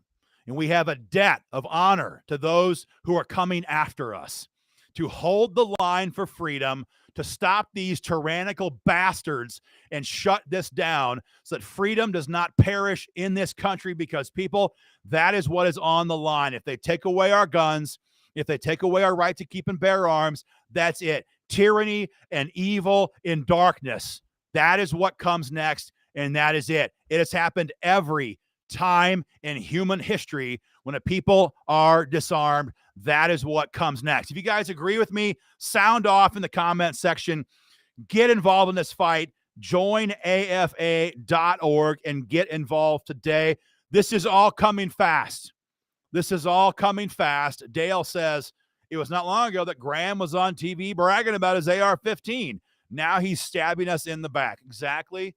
Dale, you're exactly right. Lindsay would say, oh, no, I don't want to ban your AR-15. I can't even do the guy's voice. I can't. But he's all on board. He's all on board with passing a national red flag gun seizure law. He's absolutely on board when it comes to that. So, folks, a lot coming right now. AFA is working overtime to flood the zone with all the information you guys need to make your voices heard. It's a big deal, folks. Rock and roll on this. I'm getting a bunch of new AFA members on here. I'm going to read off, excuse me, some of the names of people who have joined up today. A huge shout out to Joshua in Box Elder, South Dakota. Joshua, I grew up not too far from Sioux Falls in Northwest Iowa. I have been to Box Elder. A huge donation, over $1,100, a lifetime membership, and then some. Cannot thank you enough for that, Joshua. Thank you very much. We've got Greg in Monticello, Georgia, as a new member, $50 membership to the American Firearms Association. Thank you so much. We've got Justin Hall from Littleton, Colorado, either Littleton or Little Town. I'm not sure which one it is. Colorado, thank you very much for joining the fight. We've got German from Fairview, Tennessee, just joined up as a member of the American Firearms Association. Brad in Rockford, Illinois, the same state as Adam Kinzinger. We won't hold that against you, man. Not at all. Thank you for your membership in the American Firearms Association. Tom in Idaho, very generous membership right now to the American Firearms Association. Let me see here. We've got Thomas from Romulus, Michigan, just joined up, American Firearms Association. Chad from Flint, Michigan in the house, American Firearms Association. Folks, we're going to keep reading off these names. We're going to keep, if you want to hear your name read, folks, we will do that today as best we can. Join this fight. We need your involvement in this right now. Jennifer says, fight, fight, fight. Thank you very much for that.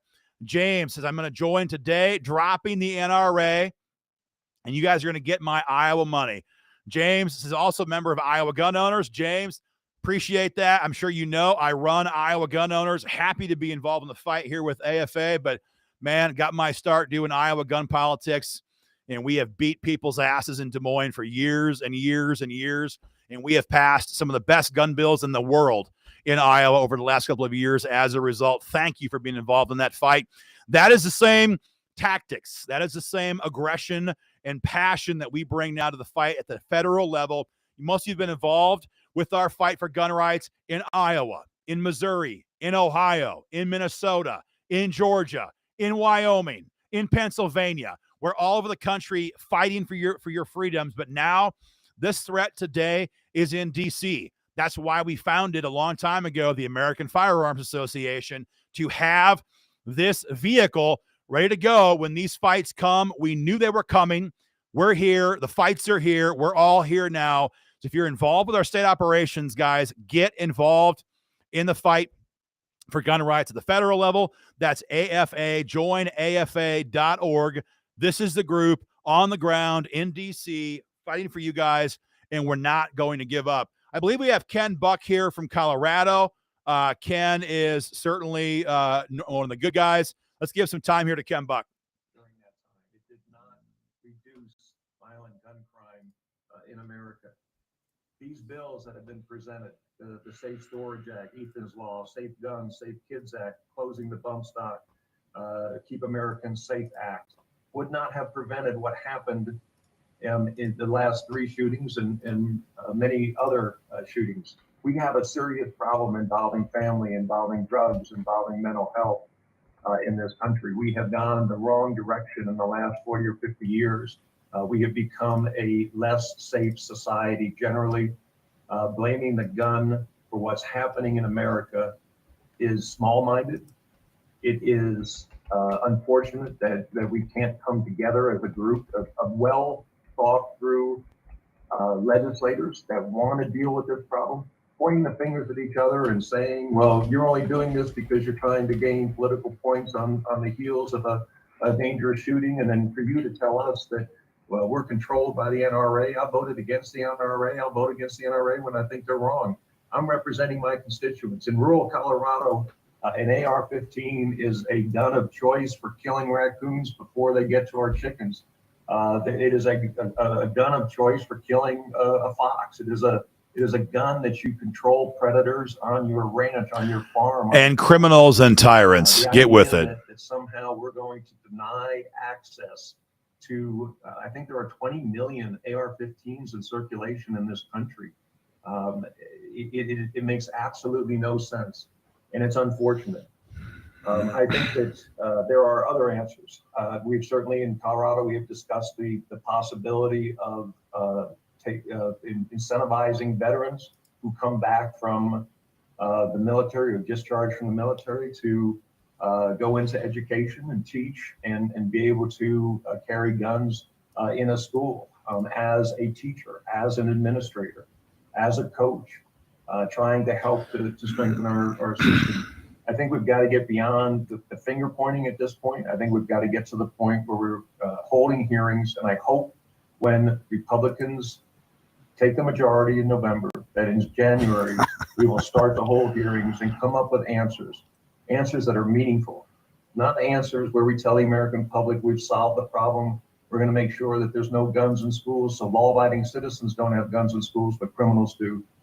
We want to make sure that we get to the bottom line of a very complex and very serious problem that this country faces. And I hope we do in the future. It's obvious to me that right now that's not what's intended, and it's sad. And I yield back. Gentleman yields back for what purposes? The gentleman from California seek recognition. Right, the last word. Is recognized. 19 kids are dead. 19 children are dead. And so to my Republican colleagues, I ask, who are you here for? Are you here for our kids? Oh, we got to hit this right out of the park right early, guys. This is Eric Swalwell. If you don't know who Eric Swalwell is, this is the guy. He says, who are you here for? He says, who are you here for? Well, here's what we know about Eric Swalwell. The guy had sex with a Chinese spy. Look it up. The guy had an affair with a Chinese spy. And after she was caught, after the whole thing came out, she fled back to communist China to hide from the American authorities because she is a commie spy. And Eric Swalwell slept with her as a member, if memory serves correctly, as a member of the House Select Committee on Intelligence. This should be an absolutely impeachable offense. I wouldn't be surprised there's a time in our country where it'd be a treason level offense. But this arrogant guy sits there and says, who are you here for, when he's sitting here slipping pillow talk secrets to a commie spy, and he's still elected from the People's Republic of California. Look at that arrogant, smug face. These are the people. I mean, this is the guy a year and a half ago, who was telling the American people, what does it matter if you have guns? You can't stop us. We have nukes. We have nukes. This is the kind of tyrants we're talking about. They would happily destroy our entire armed population if that's what it took to give them a subjugated, disarmed, controllable population, because that is what they want. They want us to be disarmed. They want us to be totally helpless against their tyranny. That is the look of a tyrant. That is the look of an arrogant bastard who would love to take away all of your freedoms. And folks, he is not alone. He is far from alone. Help us push back on this, guys. StopHR7910.com. StopHR7910.com. I'm reading some of the comments here. The spy lover, Swalwell belongs in prison, says John. Absolutely. Complete trash. Can you imagine if Matt Gaetz or Jim Jordan had an affair today with a spy from communist China? Can you imagine what would happen? They would hang them from the yard arm on a battleship in Norfolk, Virginia. It'd be done.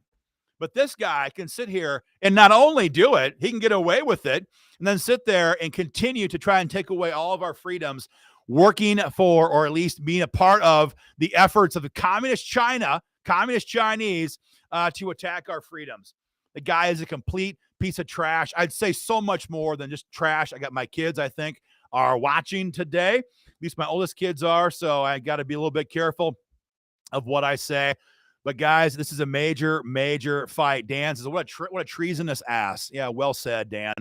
Well said. Folks, get involved in this fight today. It's joinafa.org, joinafa.org.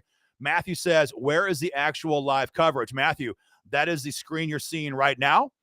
That is the screen you're seeing right here. That's Eric Swalwell talking about HR 7910. This is the live feed that we're giving you guys in real time. We're giving you live analysis as these statist pigs talk, and we'll bounce back and forth here throughout the broadcast today. But get involved in this fight. So many people are involved in this fight today. So many new members. I'm going to give you guys some of the names. If you want to hear your name right off today, guys, let us know where. I mean, just keep your memberships coming. Dennis just joined up in Phoenix City, Alabama. Thank you very much, Dennis, for that. Tim is a new member from Jefferson, Georgia. We appreciate that very much. David from Brewerton, New York, in the house as a new member. We appreciate that very much, David. We've got Stephen in Bridgeton, Missouri, in the house. Good to see you on here. James is in from that name I can't pronounce, in Georgia. Thank you to being on board here, man. Really appreciate you guys being involved in this fight. Man, there's a lot going on right now, guys. Join up today. Joinafa.org. Man, so many comments. I can't even read them all fast enough here, guys. I'm going to join at lunchtime. Heath Gray, my old friend. Dickens, Iowa. Good to see you, my man. Let's see what Nadler has. Back the last word. Gentleman is recognized. Thank you, Mr. Chairman. Oh, this will be good. I don't think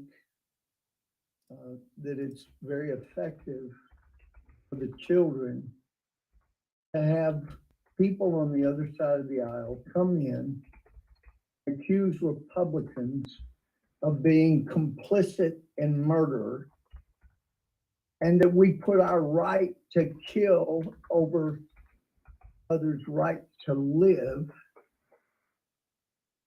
to infer by rhetorical supposed questions, who are you here for? We must be here for the gunman, is an outrage. How dare you? You think we don't have hearts? It's just that when we look at the things that you're doing and you're trying to do to America, we've seen the carnage. I mean, for heaven's sake, let's take example. Democrats control the major cities that have the worst murder rates. That's right. Your ideas have been shown to get people killed. Are you here for the murderers in Chicago, in Philadelphia, in these other major cities, because you're wanting to do nationally what is being done by Democrats in those big cities? We care about people. We care about their lives. And lives have been so trivialized.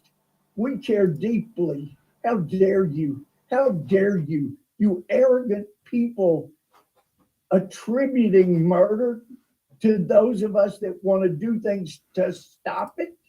Because we've seen what your ideas do. They create more murder. Okay, let's look. Rochester, New York.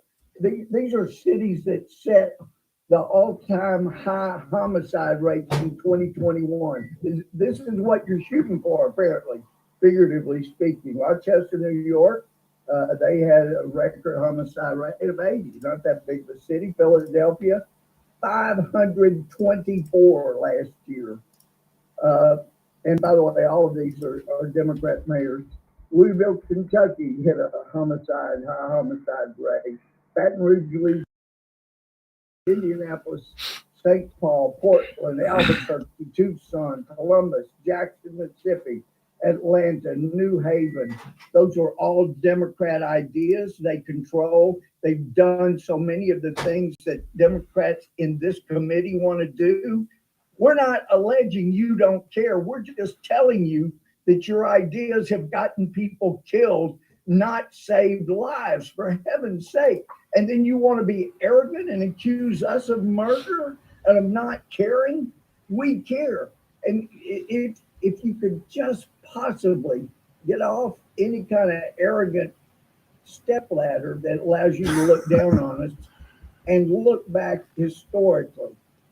Thomas Jefferson was not at the Constitutional Convention, but he said in a letter, if I could change one thing, it would be to require bills to be on file for a year before they're voted on, because he understood the mistakes that are made when you rush and make big decisions out of emotion. That's what we're trying to prevent so that we can save lives and keep people from being killed. For heaven's sake, I think back historically, we had a president in Franklin Roosevelt that on D-Day led the country in a 6 to 8 minute prayer for our troops. And now we had a president come on after Uvalde and he used God's name in vain. Most of us would consider it. It was used as an interjection, not as a source from whom to beg for wisdom, like this country did for most of our history. Since the 60s, we really started having these mass shootings. Perhaps there was something in the 60s, maybe some Supreme Court decisions that gave rise to people being taught in school, it's whatever you think feels good. Well, it's time to get common sense back and to look historically about where people are being murdered in record rates, and don't repeat that like the Democrats are trying to do. Let's do common sense things that will save lives. I'm out of time, Fred. You're back. Gentleman yields back for the purposes of Ms. Scanlon seek recognition. Mr. Chairman, I move to strike the last word. Gentleman is recognized. I do want to respond first to Mr. Gomer, and I'm sorry that he and many of his colleagues didn't think it was important enough to be here today. But I did want to respond to his allegation that Philadelphia's homicide rate is. I will not. I will not. Folks, we'll yield on behalf of Mr. Gomer. We were talking to his staff earlier today. Mr. Gomer's flight was delayed out of Texas, and he was unable to get back to D.C. for today's hearing. That's why he is not there today. Everybody in the committee knows that. They don't give a damn. They're just trying to make him look like an idiot for not being there today. That's why he is not there in person. So many people joining the American Firearms Association today. Thank you for joining this fight. There is a lot going on, folks. Get involved today. We're going to do roll call again on a whole bunch of new members who are pouring in right now. We got James in Iowa as a brand new member. Thank you very much. James in Carlisle. I know Carlisle very well, James. We got Sue in Blowing Rock, North Carolina in the house as a new member of AFA. Andrew from Felicity, Ohio, joined up as a member today. Thank you very much, Andrew. We got Mary in Skykesville, Maryland. Thank you for being on board. Jeff in Pennsylvania just joined up in the last few minutes. We got James from Liverpool, Ohio in the house. Pretty sure I know your name, James. I've met you, I believe, once in the past at a rally. We got Sabo from Xenia, Ohio. I know Xenia pretty well too, man. Good town, good place to be from. Brian, Buford, Georgia in the house. Thank you very much for that, Brian. We got David in Richmond Hills, Georgia. Georgia coming in strong. Of course, everyone knows that in Georgia, AFA's state affiliate, Georgia gun owners just passed constitutional carry, Senate Bill 319. Governor signed it last month. No, 2 months ago now. And now Georgia is the 25th constitutional carry state in the country. Guys, the same pressure we bring to bear at the state capitol is now being brought to bear in Washington, D.C. Our whole team is mobilized today on this. Get involved at joinafa.org. Joinafa.org. That was Louis Gohmert talking a minute ago. This is not Louis Gohmert. Let's just be clear on that. This is Representative, I call her Scandalin, but she is from Pennsylvania, and she's a hardcore gun-grabbing nut job who wants to disarm all of you.